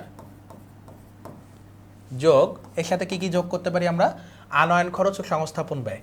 তাহলে আনয়ন খরচ মানে বহন খরচ, আনয়ন খরচ যোগ সংস্থাপন ব্যয়। তো এই দুইটা আমরা যোগ করব, 5,000 এবং 15,000। 5,000 এবং 15,000 এইগুলো আমাদের যোগ করার ফলে আমাদের অ্যান্সার হচ্ছে, নিট মূল্য হচ্ছে 2 লক্ষ টাকা। তো নিট মূল্য হচ্ছে আমাদের 2 লক্ষ টাকা, নিট অর্জন মূল্য। এরপরে এটা থেকে যদি আমরা ভগ্নাবশেষ মূল্য বাদ দিয়ে দিই, ভগ্নাবশেষ মূল্য যদি বাদ দিই তাহলে কিন্তু আমরা অর্জন মূল্য পেয়ে যাব। তাহলে ভগ্নাবশেষ মূল্য কত ছিল? দেখো, ভগ্নাবশেষ মূল্য ছিল 20,000 টাকা। কত ছিল? 20,000 টাকা। তো এটা আমরা বাদ দিব 20,000। তাহলে আমরা অর্জন মূল্য পাচ্ছি 1 লক্ষ, অর্জন মূল্য বলছি, অবচয়যোগ্য মূল্য পাচ্ছি 1,80,000 টাকা। তাহলে এখানে লিখবো আমরা অবচয়যোগ্য মূল্য। কি লিখবো? অবচয়যোগ্য মূল্য। তাহলে অবচয়যোগ্য মূল্য আমাদের বের হয়ে গেল। আমাদেরকে কি বের করতে বলেছে? অবচয়যোগ্য মূল্য। এরপরে আমাদেরকে বার্ষিক অবচয়। তো বার্ষিক অবচয়ের সূত্র হচ্ছে অবচয়যোগ্য মূল্য গুণ হার দেওয়া আছে। দেখো, তো অবচয়যোগ্য মূল্য আমরা বের করে নিয়েছি 1,80,000 গুণ হার রয়েছে 20%। তো 20% আমরা করলে দেখতে পাচ্ছি 36,000 টাকা হচ্ছে। কত হচ্ছে? 36। 18 20%, 1,80,000 20% হচ্ছে 36 লক্ষ টাকা। তো প্রিয় শিক্ষার্থীরা, এই ধরনের ম্যাথ কিন্তু আসতেই পারে। তো প্রথমে আমাদেরকে অবচয়যোগ্য মূল্য বের করতে বলেছিল, সেখানে আমরা ক্রয় মূল্যের সাথে আনুষঙ্গিক খরচগুলো যোগ করেছি এবং সেই ক্রয় মূল্য থেকে যদি আমরা ভগ্নাবশেষ মূল্যগুলো বাদ দিই সেক্ষেত্রে আমাদের 1,80,000 হচ্ছে অবচয়যোগ্য মূল্য। এবং অবচয়ের পরিমাণ যখন নির্ণয় করতে বলেছে, বার্ষিক অবচয়ের পরিমাণ, তখন আমরা এই অবচয়যোগ্য মূল্যকেই আবার হার দিয়ে গুণ করেছি। ফলশ্রুতিতে আমাদের কি বের হয়ে গেছে? বার্ষিক অবচয় বের হয়ে গিয়েছে। যেহেতু হার দেওয়া আছে এজন্য আমরা আর আয়ুষ্কাল দিয়ে ভাগ করি নাই। তো প্রিয় শিক্ষার্থীরা, আশা করি ক নম্বর তোমাদের বুঝতে পেরেছো তোমরা। আমরা খতে চলে যাব। বলছে কোম্পানির প্রথম 3 বছরের মেশিন ক্রয় এবং অবচয় সংক্রান্ত জাবেদা দাখিলা দাও। একটু আগে একটি জাবেদা তোমাদেরকে করিয়েছি, এরপরে আমি এটা করিয়ে দিচ্ছি। বলেছে 3 বছরের, কত বছরের? 3 বছরের। 3 বছরের জাবেদা দাখিলা আমরা দিব। তো 3 বছর আমাদের শুরুটা হচ্ছে কি দিয়ে? দেখো, 2020 সালের 1 জানুয়ারি থেকে আমাদের শুরু হচ্ছে। তো আমরা লিখব 2020-এর জানুয়ারি 1-এ আমরা কি কিনেছি? আমরা হচ্ছে এটির ক্ষেত্রেও মেশিন ক্রয় করেছি এবং মেশিনের ব্যয় এসেছে, দেখেছি অর্জন মূল্য এসেছে আমাদের 5 লক্ষ টাকা, 2 লক্ষ টাকা। অর্জন মূল্য কত এসেছে? এই যে অর্জন মূল্য আমরা করেছি কিন্তু এখানে 2 লক্ষ টাকা। তো আমরা লিখব, আমরা প্রথমটিতে লিখব মেশিন হিসাব ডেবিট 2 লক্ষ টাকা, নগদান হিসাব ক্রেডিট 2 লক্ষ টাকা। তো 2 লক্ষ টাকা আমরা লিখলাম এখানে, 2 লক্ষ। এরপরে আবারও লিখি 2 লক্ষ ক্রেডিটে। আচ্ছা, এটা আমাদের জানুয়ারি 1-এর কাজ শেষ হলো। এখন ডিসেম্বর 31-এ এসে 2020-এর ডিসেম্বর 31-এ এসে আমাদেরকে কি করতে হবে, অবচয় দিতে হবে, অবচয়ের জাবেদা দিতে হবে। তো অবচয় হিসাবটা আমরা ডেবিট করব এবং ক্রেডিটে আমরা পুঞ্জীভূত অবচয় দিব আধুনিক নিয়ম অনুসারে। তো পুঞ্জীভূত অবচয় হচ্ছে আমাদের পুঞ্জীভূত অবচয় হিসাব ক্রেডিট। তো পুঞ্জীভূত অবচয় হিসাব ক্রেডিট লিখলাম। লেখার ফলে আমাদের দেখো অবচয় কত হয়েছিল আমরা একটু দেখি। প্রতি বছরের অবচয় হচ্ছে 36,000 টাকা। তো 36,000 টাকা আমরা যেহেতু জানুয়ারি 1 থেকে ডিসেম্বর 12 পর্যন্ত করে ডিসেম্বর 31 পর্যন্ত করেছি, তাহলে 12 মাসের অবচয় আমাদের কোনো মাস দিয়ে গুণ ভাগ করতে হচ্ছে না পূর্বের ম্যাটটার মতো। তো এটাতে আমাদের আরও সহজ করে দিয়েছে, প্রতি বছর 36,000 টাকা করেই হবে। তো আমরা 36,000 লিখলাম এখানে, 36,000, এখানেও লিখি 36,000। এরপরে দেখো আমাদের এই অবচয় হিসাবকে আবার বন্ধ করতে হবে ডিসেম্বর 31-এ। তো আমরা লিখব আয় সারাংশ হিসাব ডেবিট, আয় সারাংশ হিসাব ডেবিট এবং অবচয় হিসাব ক্রেডিট। কি লিখব, অবচয় হিসাব ক্রেডিট। তো সেটাও আবার 36,000 টাকা করে, 36,000, এখানেও 36,000। আশা করি প্রথম বছরটা তোমরা বুঝতে পেরেছো। আমরা পরের বছর চলে যাচ্ছি। পরের বছর হচ্ছে 2021 সাল। 21 সালে আমরা ডিসেম্বর 31-এ চলে যাব, যেহেতু আর কোনো ক্রয় নেই এর মধ্যে। তো ডিসেম্বর 31-এ এসে দেখো কি হচ্ছে, অবচয় হচ্ছে আবারও অবচয় হিসাব ডেবিট, অবচয় হিসাব ডেবিট এবং পুঞ্জীভূত অবচয় ক্রেডিট, পুঞ্জীভূত অবচয় হিসাব, পুঞ্জীভূত অবচয় হিসাব ক্রেডিট। এটাও 36,000 করে, 36,000, 36,000। তাহলে আমাদের পরের বছর আবারও এই অবচয় হিসাবটাকে ডিসেম্বর 31-এ আবারও বন্ধ করতে হবে। তাহলে আমরা লিখতে পারি আয় সারাংশ ডেবিট, আয় সারাংশ হিসাব ডেবিট এবং অবচয় হিসাব ক্রেডিট, এবং অবচয় হিসাব ক্রেডিট। তো আয় সারাংশ হিসাব ডেবিট এবং অবচয় ক্রেডিট সেটাও হবে 36,000 করে। তো আমরা ডেবিটে দিলাম 36, ক্রেডিটে দিলাম 36। ওকে, এরপরে আমাদের 2021 সালের কাজ শেষ। আমাদের 3 বছরের করতে বলেছে। আমাদের 2022 সালে যেতে হবে। 2022 সালের ডিসেম্বর 31, ডিসেম্বর 31-এ অবচয় খরচ লিখতে হবে বা অবচয় হিসাব লিখতে হবে, অবচয় হিসাব এবং হচ্ছে পুঞ্জীভূত অবচয় হিসাব ক্রেডিট, পুঞ্জীভূত অবচয় হিসাব ক্রেডিট পূর্বেরটার মতোই, পুঞ্জীভূত অবচয় হিসাব ক্রেডিট 36,000 টাকাই থাকবে, যেহেতু একই অ্যামাউন্ট প্রতি বছর সরলরৈখিক পদ্ধতিতে। তাহলে আমরা লিখব 36,000 ক্রেডিট। এরপরে আমাদেরকে ডিসেম্বর 31-এ আবারও এই অবচয়ের জন্য একটি ক্লোজিং বা সমাপনী দাখিলা দিতে হবে, যেটি হচ্ছে আয় সারাংশ হিসাব ডেবিট, আয় সারাংশ হিসাব ডেবিট এবং অবচয় হিসাব ক্রেডিট। এবং কি ক্রেডিট, অবচয় হিসাব ক্রেডিট। তাহলে 36,000 করে দিয়ে আমরা আবারও ডেবিট ক্রেডিটে 36,000, 36,000। তো এর মাধ্যমে আমাদের তৃতীয় বছরের জাবেদা দাখিলার অবচয় সংক্রান্ত জাবেদা দাখিলা শেষ হলো। তো এই সাধারণ জাবেদা আমরা করলাম ক্ষয়ের রিকোয়ারমেন্টে। আমরা তো প্রিয় শিক্ষার্থীরা, আমরা যদি এই প্রশ্নটির গতে যাই, তো গতে দেখো কি বলতে চেয়েছে তোমাদেরকে। গতে জানাতে চাচ্ছে বা গতে জানতে চাচ্ছে মেশিন হিসাব এবং অবচয় হিসাবের খতিয়ান প্রস্তুত করো। অর্থাৎ তোমাদেরকে খতিয়ান প্রস্তুত করতে বলেছে মেশিনের জন্য একটি এবং অবচয় হিসাবের জন্য একটি। তো সেটি আমরা কিভাবে করতে পারি দেখো। তো মেশিনটি আমরা কখন কিনেছিলাম, 2020 সালের জানুয়ারি মাসে। তো এখানে মেশিন দেখো, মেশিন হচ্ছে একটি সম্পদ যে হিসাবে যে স্বাভাবিকভাবেই ডেবিট হওয়ার কথা, এবং অবচয় হিসাব হচ্ছে একটি ব্যয় বা খরচ। তো ব্যয়ের স্বাভাবিক জেরও কিন্তু ডেবিট হয়। তো দুটি জেরই আমরা কিন্তু ডেবিট পাবো, এটা আমরা আগে থেকে বুঝতে পারছি, কিন্তু কিভাবে করতে হয় সেটা আমাদেরকে জানতে হবে। দেখো 2020 সালে আমরা সম্পদটি কিনেছিলাম এবং এরপরে কিন্তু আর বিক্রয় করিনি। আমাদেরকে 3 বছরে জানতে চেয়েছে, তো আমরা সেটা খুবই সহজে কিন্তু করতে পারবো। তো 2020 সালের জানুয়ারি 1-এ আমরা যে মেশিন ক্রয় করেছি, মেশিন হিসাব লিখব।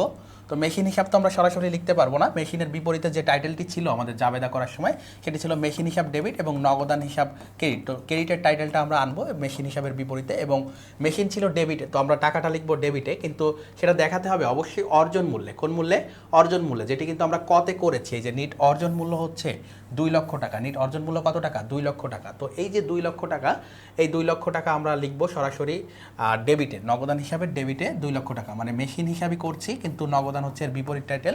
তো আমরা জের হিসাবেও 2 লক্ষ টাকা লিখলাম। তো এরপরে দেখো মেশিন নিয়ে আর আমাদের কোনো কার্যক্রম নেই 2020 সালে।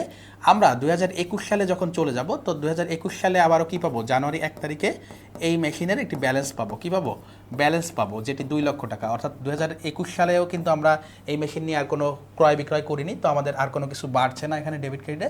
তো এই ব্যালেন্সটা আমাদের 2 লক্ষ টাকাই থাকলো। ওকে, এরপরে 2021 সাল যখন শেষ হয়ে যাবে 2022 সালের জানুয়ারিতে এসে আমরা আবারও মেশিন হিসাবের প্রারম্ভিক জাবেদা দিব। সেটি আমাদের ব্যালেন্স রয়েছে, কোনো ক্রয় আমাদের হয়নি, তো আমরা লিখবো ব্যালেন্স লিখে এখানে 2 লক্ষ টাকাই লিখে দিব। তো এটাই ছিল আমাদের মেশিন হিসাবের জাবেদা। এটি কি ছিল আমাদের মেশিন হিসাবের জাবেদা। আশা করি তোমরা বুঝতে পেরেছো, খুবই সহজ, মেশিন কোনো বিক্রি টিক্রি করা হয় নাই। তো এটি আমাদের মেশিন হিসাবের জাবেদা। আরও একটি জাবেদা আমাদেরকে করতে বলেছে, সেটি হচ্ছে অবচয় হিসাব। এখন অবচয় নিয়ে আমরা যে জাবেদাগুলো করেছি সেখান থেকে দেখতে হবে। দেখো, অবচয় এখানে একটা আছে, এর বিপরীতে আছে পুঞ্জীভূত, এখানে আছে আবার বন্ধ করা হয়েছে। তো এটা আবারও হচ্ছে আয় সারাংশ যাবে। তো আমরা প্রত্যেকটা ধরে ধরে করব, প্রত্যেক বছর 36,000। তো আমরা ডিসেম্বরে দেখতে পাচ্ছি অবচয় আছে, তো অবচয়ের জন্য আমরা সেটি লিখব। তো আমরা দেখো এখানে অবচয় হিসাব হবে, এখানে কি হবে অবচয় হিসাব, মেশিন হিসাব নয়। তো আমরা অবচয় হিসাবে যাব। তো অবচয় হিসাবটা হচ্ছে 2020 সালের ডিসেম্বর 31-এ একবার হয়েছে। ডিসেম্বর 31-এ কি হয়েছিল? ডিসেম্বর 31-এ হচ্ছে অবচয় ধার্য করেছিলাম, যার বিপরীতে আমরা লিখেছি পুঞ্জীভূত অবচয়। কি লিখেছি? পুঞ্জীভূত অবচয় হিসাব। পুঞ্জীভূত অবচয় হিসাব সেটা কত ছিল? অবচয় ছিল ডেবিটে 36,000। কত ছিল? 36,000 ডেবিটে। তো আমরা জেরে 36,000 নিয়ে গেলাম। এরপরে দেখো, ওই ডিসেম্বর 31 তারিখেই আবারও কি করেছি আমরা, আয় সারাংশের বিপরীতে অবচয়টা বন্ধ করে দিয়েছি। তো আমরা লিখব আয় সারাংশ হিসাব, যেখানে অবচয় ছিল ক্রেডিটে, তো সেটা ক্রেডিটে আমরা লিখব 36,000, এবং এই দুইটা যখন ব্যালেন্স করা হলো তখন এখানে শূন্য হয়ে গেল। তো আমাদের 2020 সালের কাজ শেষ, আমরা 2021 সালে যাব। 2021 সালের ডিসেম্বর 31-এ আবার আমরা যখন জাবেদা করেছিলাম তখন আমরা লিখেছিলাম পুঞ্জীভূত অবচয় ডেবিট, পুঞ্জীভূত অবচয় হিসাব ডেবিট, সেটাও ছিল 36,000 ডেবিটে। তো আমাদের ব্যালেন্স হলো আবারও 36,000। এবং একইভাবে আবারও 31 তারিখে কি করেছি আমরা? 31 তারিখে আবারও আয় সারাংশ হিসাব ক্রেডিট করেছি 36,000। কি করেছি? ক্রেডিট করেছি 36,000। তো এটা আবারও জিরো হয়ে গেল। এরপরে দেখো, আমরা 2022 সালে যেহেতু 3 বছর করতে বলেছে, আরও একটা বছর আমাদেরকে করতে হবে, ডিসেম্বর 31, সেখানে আমরা কি করেছিলাম? পুঞ্জীভূত অবচয় ডেবিট, মানে অবচয় হিসাব ডেবিট ছিল, তার বিপরীতে ছিল পুঞ্জীভূত অবচয়। তো পুঞ্জীভূত অবচয় হিসাব লিখলাম, যেটা আমরা ডেবিটে দিব 36,000, ডেবিটে একবার দিব 36,000, এবং জেরের ডেবিটেও 36,000। এরপরে দেখো, আমাদের 31 ডিসেম্বরে আবারও যখন আমরা অবচয় বন্ধ করেছি তখন আয় সারাংশ হিসাবের বিপরীতে করেছি। কিসের বিপরীতে করেছি? আয় সারাংশ হিসাবের বিপরীতে করেছি। তো এটাও আমাদের 36,000 হচ্ছে ক্রেডিটে। তাহলে আমাদের অবচয় হিসাব দেখো, ক্লোজিং বা সমাপনী দাখিলার মাধ্যমে কি হয়েছে? বন্ধ হয়ে গিয়েছে আয় সারাংশ হিসাবের মাধ্যমে। তো তোমরা যারা সমাপনী দাখিলা করেছো, বা আমরা এই জাবেদা দিয়েও, আমি যে পূর্বে যে জাবেদা করেছি খ নম্বরে, সেটি দিয়ে এটা খুব সহজে সমাধান করা যায়। আশা করি তোমরা খতিয়ান এবং জাবেদা খুবই ভালোভাবে পড়বা। এই অধ্যায়ের ম্যাথগুলো আসলে খুবই সহজ থাকে। এই অধ্যায়ে এতক্ষণ ধরে তোমাদেরকে 3টি সৃজনশীল আমি ধাপে ধাপে বোঝানোর চেষ্টা করেছি, একেবারে বেসিক থেকে অ্যাডভান্স আলোচনা করেছি। এই অধ্যায়ের ম্যাথগুলি খুবই অল্প সময়ে করা যায়, এবং এই অধ্যায় থেকে ম্যাথ প্রত্যেকটা বোর্ডে প্রত্যেক বছরই আসে একটি করে। তো এই 10 মার্ক অবশ্যই তোমাদেরকে নিশ্চিত করতে হবে। তোমরা একটু পড়াশোনা করে যাও, এই ক্লাসটি দেখে যদি একটু প্র্যাকটিস করো, এগুলো তোমাদেরকে যা যা করিয়েছি সবই বোর্ড পরীক্ষার আলোকে করিয়েছি, এবং বোর্ড পরীক্ষার ম্যাথগুলোই তোমাদেরকে সলভ করিয়েছে। তো আশা করি এ ধরনের আরও কয়েকটি ম্যাথ বা এই ম্যাথগুলো যদি বারবার প্র্যাকটিস করো, তাহলে তোমাদের বোর্ড পরীক্ষায় ভালো করতে বা এই অধ্যায়ের 10 মার্ক সৃজনশীলে পেতে খুব বেশি কষ্ট হবে না। তো এতক্ষণ ধরে যে বেসিকগুলো আলোচনা করলাম, সেখান থেকে সৃজনশীল আমরা দেখেছি।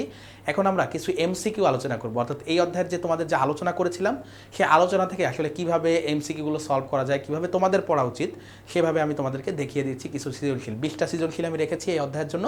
এই সৃজনশীলগুলো সলভ করলে আশা করি তোমাদের এই অধ্যায় সংক্রান্ত ঝামেলা থাকবে না। তো দেখো, আমি প্রথমে আলোচনার শুরুতেই তোমাদেরকে পুস্তক মূল্যর কয়েকটি নাম বলেছিলাম, যেটাকে বলা হয় বুক ভ্যালু, তারপরে বলা হয় বই মূল্য, কি বলা হয়? বহি মূল্য, তারপরে বলা হয় বই মূল্য, কি বলা হয়? বই মূল্য। তো এর যে কোনো একটি বলতে পারো। তো এই বই মূল্যের সূত্র ছিল আমাদের অর্জন মূল্য বা ক্রয় মূল্য মাইনাস কি? ভগ্নাবশেষ মূল্য। তো বহিমূল্য সমান সমান কি? বহিমূল্য সমান সমান কি? ক্রয় মূল্য মাইনাস, দুঃখিত, অবচয়যোগ্য মূল্য না, ক্রয় মূল্য মাইনাস কি? পুঞ্জীভূত অবচয়। তো এই বই মূল্যের সূত্র ছিল ক্রয় মূল্য মাইনাস কি? ক্রয় মূল্য বা অর্জন মূল্য মাইনাস পুঞ্জীভূত অবচয়। কি ছিল?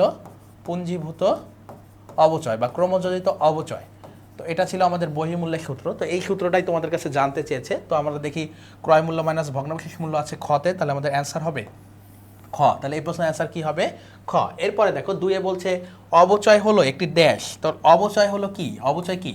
অবচয় কি আমরা দেখতে পারি? অবচয় সবসময় তোমাদেরকে মনে রাখতে হবে, অবচয় আমরা দেখতে পারি না, এটি একটি ব্যয় বন্টন প্রক্রিয়া। এটি সময়ের সাথে সাথে ব্যবহারের ফলে ক্ষয় হতে থাকে বা আস্তে আস্তে আয়ুষ্কাল কমতে থাকে, এটা আমরা চোখে দেখতে পাই না। এটা হচ্ছে অদৃশ্যমান লেনদেন বা অনগদ লেনদেন। তো এটি হচ্ছে একটি অনগদ লেনদেন। তোমাদেরকে আগেই বলেছি এটি হচ্ছে একটি ব্যয় বন্টন প্রক্রিয়া, এটি কোনো ধরনের মূল্যায়ন প্রক্রিয়া নয়। এবং এরপরে বলছে অদৃশ্যমান লেনদেন, এটি অনগদ এবং অদৃশ্যমান দুটি। তো 1, 2, 3 হচ্ছে আমাদের অ্যান্সার, তাহলে ঘ হচ্ছে আমাদের এই প্রশ্নটির অ্যান্সার। এরপর দেখো আরও একটি বহুপদী রয়েছে, বলছে অবচয় ধার্যের উদ্দেশ্য কি। দেখো অবচয় ধার্য করি আমরা ব্যয় বন্টন করার জন্য, প্রকৃত লাভ ক্ষতি নির্ণয়ের জন্য। যদি আমরা অবচয় না দেখাই তাহলে আমাদের কি হয়, নিট লাভ বেশি হয়ে যায়, অর্থাৎ আমাদের ব্যয় কমে যায়। এজন্য আমরা এটাকে বলতে পারি প্রকৃত লাভ ক্ষতি নির্ণয় করা। এবং সঠিক কর, দেখো আমাদের যদি অবচয় দিয়ে ব্যয় বন্টন না করি সেক্ষেত্রে কি হবে, আমাদের করের পরিমাণ বৃদ্ধি পাবে। তো এই যে কর কর যতটুকু হয়েছে ততটুকু দেখানোর জন্য আমাদেরকে, বা সরকারের নিকট আমাদের করের উপর কতটুকু দায় রয়েছে সেটা দেখানোর জন্য আমাদের অবচয় নির্ণয় করা জরুরি। তাহলে এই প্রশ্নের অ্যান্সারও হবে ঘ। এরপরে 4 নম্বরে দেখো অবচয়ের কারণ কি। অবচয়ের কারণ কি, যে অবচয় যে করি আমরা, যে এতক্ষণ ধরে করলাম, এটার কারণ আসলে কি। দেখো ব্যবহারজনিত ক্ষতি রয়েছে, ব্যবহার অনুপযোগিতা রয়েছে এবং সময়ের বিবর্তন রয়েছে। আমি একটু আগে বলছিলাম যে দীর্ঘকাল ব্যবহারের ফলে যন্ত্রপাতির ক্ষয় লাভ করতে পারে, বা দেখো নতুন কোনো যদি প্রযুক্তি যখন চলে আসে তখন পূর্বের প্রযুক্তিটা অনেক সময় আমরা দেখেছি বাতিল হয়ে যায়। যেমন একটা সময় আমরা চাল ভাঙতে কি করতাম, ঢেকি ব্যবহার করতাম, কিন্তু এখন সবাই মেশিনে হচ্ছে কি করে, চাল ভাঙে।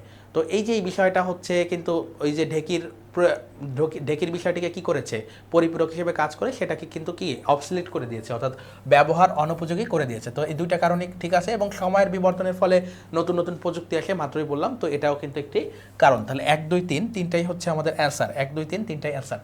এরপর দেখো অবচয় ধার্যের বিবেচ্য বিষয় কি। তোমাদেরকে দ্বিতীয় না তৃতীয় স্লাইডে পড়িয়েছিলাম এই ক্লাসটিতে, যে অবচয় ধার্যের ক্ষেত্রে আমরা কি কি বিষয় বিবেচনা করি। সর্বপ্রথম আমরা ক্রয় মূল্য বিবেচনা করি, ভগ্নাবশেষ মূল্য বিবেচনা করি, আয়ুষ্কাল বিবেচনা করি, অবচয়ের হার বিবেচনা করি, পুঞ্জীভূত অবচয়কে বিবেচনা করি না হচ্ছে মুদ্রাস্ফীতি এবং মুদ্রা সংকোচন। দেখি আমরা কি কি আছে। ক্রয় মূল্য যেটি আমি বলেছি এটা তো অবশ্যই বিবেচনা করি, ভগ্নাবশেষ মূল্য বিবেচনা করি, সম্পদের আয়ুষ্কালও বিবেচনা করি। তো তিনটি কথাই আছে, তাহলে অ্যান্সার হবে 1, 2, 3। এরপরে দেখো একটি উদ্দীপক দিয়েছে, উদ্দীপকে কি বলছে, মেসার সোমা ট্রেডার্স 2021 সালের 1 জানুয়ারি তারিখে 5,75,000 টাকা 15% ভ্যাট সহ একটি মেশিন ক্রয় করে। উক্ত মেশিনের সংস্থাপন ব্যয় 25,000 টাকা, মেশিনটির আয়ুষ্কাল 10 বছর এবং আয়ুষ্কাল শেষে মেশিনটি 50,000 টাকায় বিক্রয় হবে বলে ধারণা করা হয়। বলছে যদি প্রতিষ্ঠানটি ক্রমহ্রাসমান জের পদ্ধতিতে বার্ষিক অবচয় ধার্য করে তাহলে প্রথম বছরের বার্ষিক অবচয়ের পরিমাণ কত। তাহলে বার্ষিক অবচয়ের ক্ষেত্রে যেহেতু ক্রমহ্রাসমান জের পদ্ধতি, আমাদেরকে হারটা দেখতে হবে। হার কি দেওয়া আছে, হার দেওয়া নাই। দেখো হার দেওয়া নাই, তাহলে আমাদেরকে হার বের করতে হবে, অবচয়ের হার বের করতে হবে। তাহলে হার হচ্ছে তোমাদেরকে বলেছিলাম 100/n, n রয়েছে 10 বছর গুণ 2। তাহলে আমরা দেখতে পাচ্ছি এটা হচ্ছে 20%। কত পার্সেন্ট, 20% হচ্ছে আমাদের অবচয়ের হার।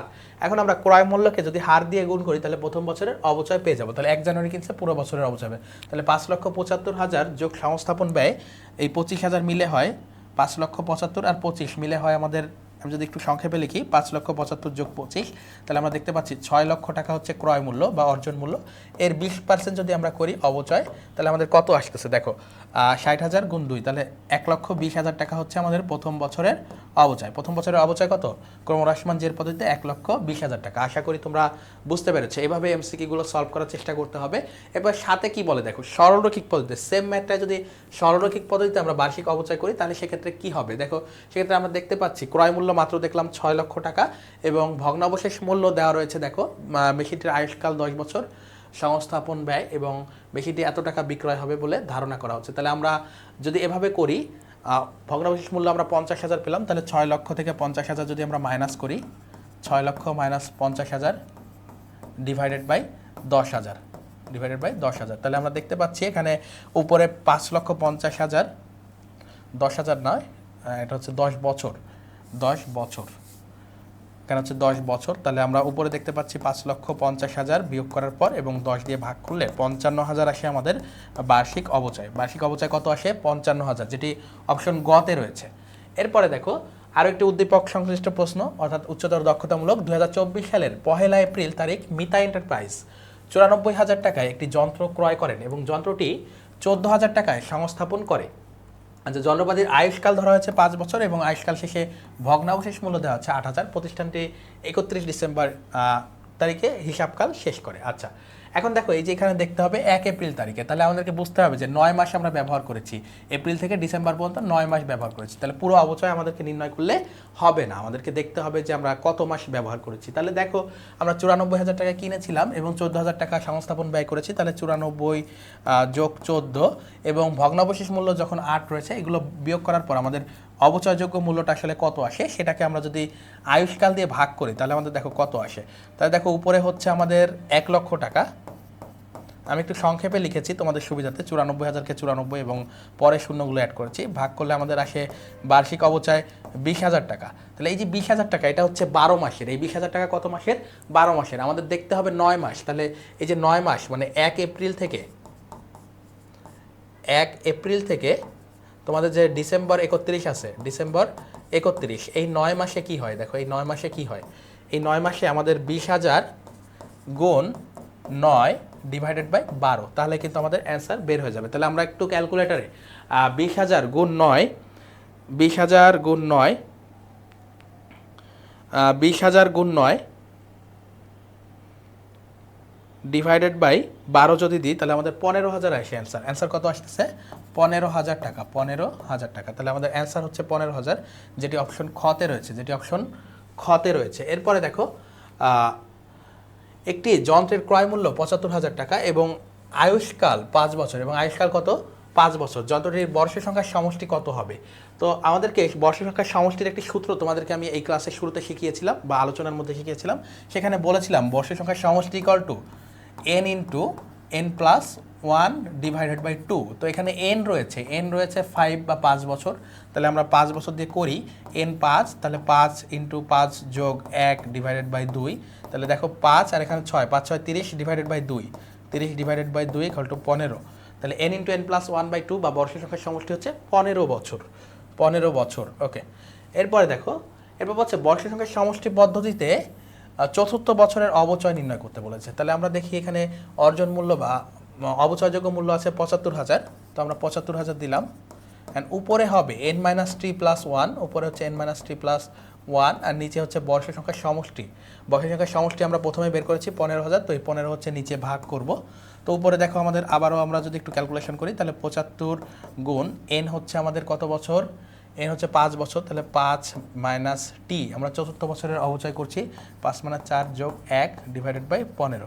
তাহলে 75,000 গুণ এখানে 1 আর 1 2, 2 ডিভাইডেড বাই 15, তাহলে এখানে হয় 5,000 গুণ 2 ইকুয়াল টু 10,000। কত হাজার হয়? 10,000 হচ্ছে আমাদের অ্যান্সার। তাহলে এই প্রশ্নের অ্যান্সার হচ্ছে 10,000। আশা করি তোমরা বুঝতে পেরেছো। এই ম্যাথ তোমাদেরকে আমি প্রথমেই কিন্তু ভেঙে ভেঙে করিয়ে দেখিয়েছিলাম। তো এমসিকিউতে আসলে তোমাদেরকে আসলে এইভাবে সলভ করার চেষ্টা করতে হবে। এরপর দেখো আরও একটি বড় ধরনের প্রশ্ন। বড় প্রশ্ন দেখলেই সবসময় ভয় পাওয়া যাবে না, বরং কী করতে হবে?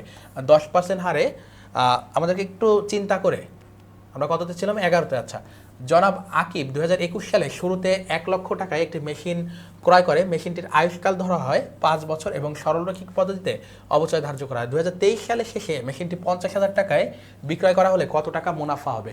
তো মুনাফা বা ক্ষতি কত টাকা হবে এটা করার ক্ষেত্রে আমি তোমাদেরকে বলেছিলাম পুঞ্জীভূত অবচয় দিয়ে আমাদেরকে বহিমূল্য বের করে কম্পেয়ার করতে হবে। তো আমরা প্রথম থেকে দেখি একটু 2021 সালে শুরুতে মানে জানুয়ারি 1 তারিখে, তাহলে 1 লক্ষ টাকা দিয়ে আমরা মেশিন ক্রয় করেছি। আয়ুষ্কাল বলা হচ্ছে 5 বছর, সরলরৈখিক পদ্ধতিতে আমরা অবচয় যদি ধার্য করি তাহলে অবচয় আসে কত? দেখো অবচয়, বার্ষিক অবচয় আসে আমাদের কত একটু দেখি। বার্ষিক অবচয় হচ্ছে 1 লক্ষ ডিভাইডেড বাই কত? 5 বছর, তাহলে 5 বছর দিয়ে ভাগ করলে আমাদের বার্ষিক অবচয় আসে 20,000। এখন কত তারিখ কিনেছি আর কত তারিখ বিক্রি করেছি? 2021 সালে কিনেছি, 2023 সালে শেষে বিক্রি করেছি। তাহলে আমাদের 2021 গিয়েছে, 2022 গিয়েছে, 2023-এর সম্পূর্ণটা গিয়েছে, তাহলে 3 বছর। কত বছর? 3 বছর। তাহলে 3 বছরের পুঞ্জীভূত অবচয়, তাহলে 3 বছরে পুঞ্জীভূত অবচয়, 3 বছরে কি পুঞ্জীভূত অবচয়? 3 বছরে পুঞ্জীভূত অবচয় হচ্ছে 20,000 গুণ 3, 20,000 গুণ 3, তাহলে আমাদের হয় 60,000 টাকা। কত টাকা? 60,000 টাকা। তাহলে বই মূল্য কত দেখো তো? তাহলে বই মূল্য কত? বহিমূল্য কত? বহিমূল্য হচ্ছে আমরা যে টাকায় কিনেছিলাম, অর্থাৎ 1 লক্ষ টাকায় কিনেছি, এর থেকে যদি পুঞ্জীভূত অবচয় 60,000 বাদ দিই তাহলে আমাদের বহিমূল্য হচ্ছে 40,000।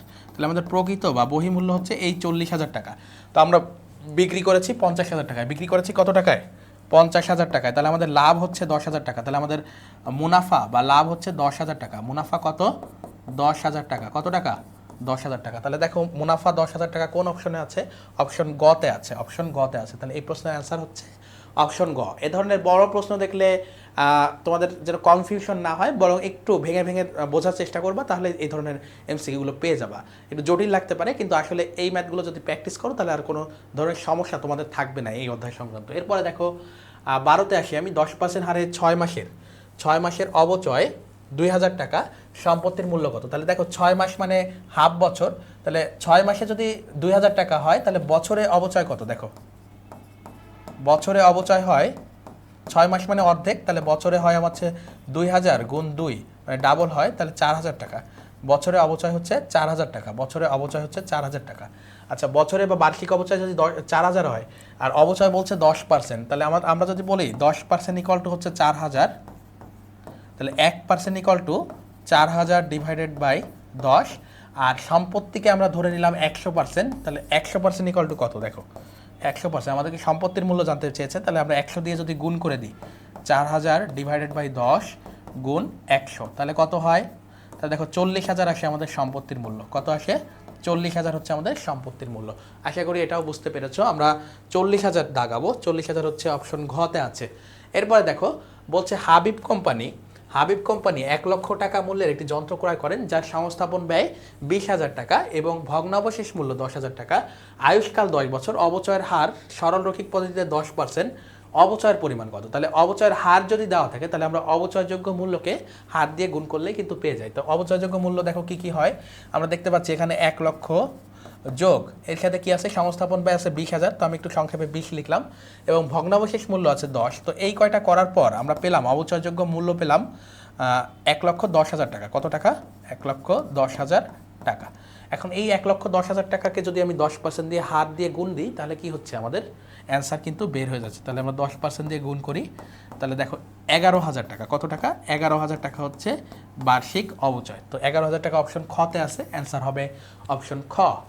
ওকে, এবার 14তে যাও। আসবাবপত্রের ক্রয় মূল্য 3,500 টাকা, অবচয়ের হার 10%, পুঞ্জীভূত অবচয়ের পরিমাণ 2,100 টাকা। আসবাবপত্রটি কত বছর পূর্বে ক্রয় করা হয়েছিল? তাই দেখো আমাদের আসবাবপত্রের ক্রয় মূল্য দিয়ে অবচয়ের হার দিয়ে যদি আমরা গুণ করি তাহলে বার্ষিক অবচয় আমরা পাই। তো বার্ষিক অবচয়টা আমরা একটু আগে বের করি। বার্ষিক অবচয়, তো বার্ষিক অবচয় দেখো কত হয়? 3,500 গুণ 10%, তো 3,500 গুণ 10% ইকুয়াল টু কত? 350 টাকা। তো এই 350 টাকা আমার হয় 1 বছরে। কয় বছরে? 1 বছরে। এরকম পুঞ্জীভূত অবচয় জমতে জমতে আমাদেরকে 2,100 টাকায় নিয়ে গিয়েছে। এই 350 টাকা করে প্রত্যেক বছর জমতে জমতে পুঞ্জীভূত অবচয় হয়েছে 2,100 টাকা। তো এই 2,100 টাকা হতে কত বছর সময় লেগেছে? তো আমরা সেটা একটু বের করি। তাহলে আসবাবপত্র ক্রয় করা হয়েছে, আসবাবপত্র ক্রয় হয়েছে কত বছর পূর্বে? দেখি আমরা 2,100 ডিভাইডেড বাই এই যে প্রত্যেক বছর 350 করে জমা হয় সেটা দিয়ে আমরা যদি ভাগ করি তাহলে আমাদের কত হয়? দেখো আমাদের অ্যান্সার হয় 6 বছর। কত বছর? 6 বছর পূর্বে। 6 বছর পূর্বে। তাহলে আসবাবপত্র কত বছর পূর্বে ক্রয় করা হয়েছিল? 6 বছর পূর্বে। আশা করি বুঝতে পেরেছো। তাহলে 6 বছর হচ্ছে অপশন ঘতে রয়েছে। এরপর 15তে যাই। পুঞ্জীভূত অবচয় কোন ধরনের হিসাব? দেখো পুঞ্জীভূত অবচয় আমি আলোচনার মধ্যেও বলেছি যে পুঞ্জীভূত অবচয় আধুনিক পদ্ধতিতে হচ্ছে একটি বিপরীত সম্পত্তি হিসাব, অর্থাৎ যেটি সম্পদকে কমিয়ে দেয় সেটি হবে বিপরীত সম্পত্তি, অর্থাৎ কন্ট্রা অ্যাসেট। এটাকে আমরা কি বলতে পারি? কন্ট্রা অ্যাসেট বলতে পারি। কন্ট্রা অ্যাসেট, বিপরীত সম্পত্তি বলতে পারি, বাংলায় বলতে পারি বিপরীত সম্পত্তি। তো দেখো যখন কোনো কিছুকে কমিয়ে দেয়, কোনো একটা হিসাব অন্য একটা হিসাবকে কমিয়ে দেয়, তো যে হিসাবটা কমিয়ে দেওয়ার ক্ষমতা রাখে তাকে আমরা বলি বিপরীত হিসাব। তো এই যে পুঞ্জীভূত অবচয় সম্পদকে কমিয়ে দেয়, আমরা যখন আর্থিক অবস্থার বিবরণীতে যাই তখন এই যে মেশিন ক্রয় করলে পুঞ্জীভূত অবচয় দিয়ে কমিয়ে দিই, তো এই যে পুঞ্জীভূত অবচয় যে মেশিনকে হ্রাস করে দেয় এটা হচ্ছে মেশিনের বিপরীত হিসাব, তার মানে বিপরীত সম্পত্তি হিসাব। এটাকে কি বলা হয়? বিপরীত সম্পত্তি হিসাব। অপশন গ হচ্ছে কারেক্ট অ্যান্সার। এরপর দেখো 16তে যদি যাই, একটি সম্পদের আয়ুষ্কাল 4 বছর, সরলরৈখিক পদ্ধতিতে অবচয়ের হার নির্ণয় করো। তাহলে অবচয়ের হার সরলরৈখিক পদ্ধতিতে, কিসে বলছে? সরলরৈখিক পদ্ধতিতে। তাহলে সরলরৈখিক পদ্ধতিতে যদি আয়ুষ্কাল দেওয়া থাকে তাহলে আমরা অবচয়ের হার খুব সহজে নির্ণয় করতে পারি। সেটা হচ্ছে 100 ডিভাইডেড বাই এন। এন মানে হচ্ছে আয়ুষ্কাল, এন মানে হচ্ছে এই আয়ুষ্কাল, এটা হচ্ছে এন। তাহলে এই এন হচ্ছে আয়ুষ্কাল, তাহলে 100 ডিভাইডেড বাই এন দিলেই হবে। তাহলে 100 ডিভাইডেড বাই 4, তার মানে 25%। কত পার্সেন্ট? 25% হচ্ছে অপচয়ের হার, যেটি অপশন গতে রয়েছে, অপশন গতে রয়েছে। এরপরে দেখো, একটি সম্পদের আয়ুষ্কাল 8 বছর, ক্রমহ্রাসমান জের পদ্ধতিতে অপচয়ের হার কত? তো ক্রমহ্রাসমান জের পদ্ধতিতে অপচয়ের একটি হারের সূত্র রয়েছে, সেটি হচ্ছে 100 ডিভাইডেড বাই কত? দেখো তো, 100 ডিভাইডেড বাই n গুণ 2। তাহলে আয়ুষ্কাল হচ্ছে n, তাহলে দেখো 100 ডিভাইডেড বাই 8 গুণ 2, তাহলে 100কে 8 দিয়ে ভাগ করলে হয় 12.5 গুণ 2 ইকুয়াল টু 25%। কত পার্সেন্ট? 25%। তাহলে অ্যান্সার হবে খ। অ্যান্সার কি হবে? খ। আশা করি এটাও বুঝতে পেরেছো, খুবই সহজ অঙ্ক।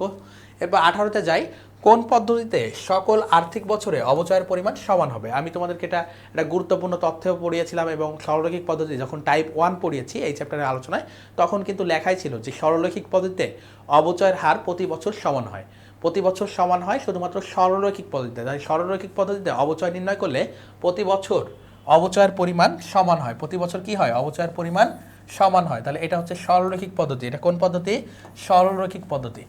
এরপরে 19-এ আসো, সম্পত্তির অর্জন মূল্য ও পুঞ্জীভূত অপচয়ের পার্থক্যকে কি বলে? সম্পত্তির অর্জন মূল্য ও পুঞ্জীভূত অপচয়ের পার্থক্যকে কি বলে?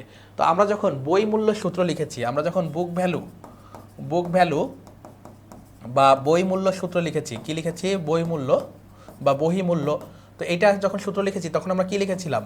অর্জন মূল্য বা ক্রয় মূল্য, অর্জন মূল্য, অথবা এটাকে ক্রয় মূল্যও বলতে পারো, ক্রয় মূল্য।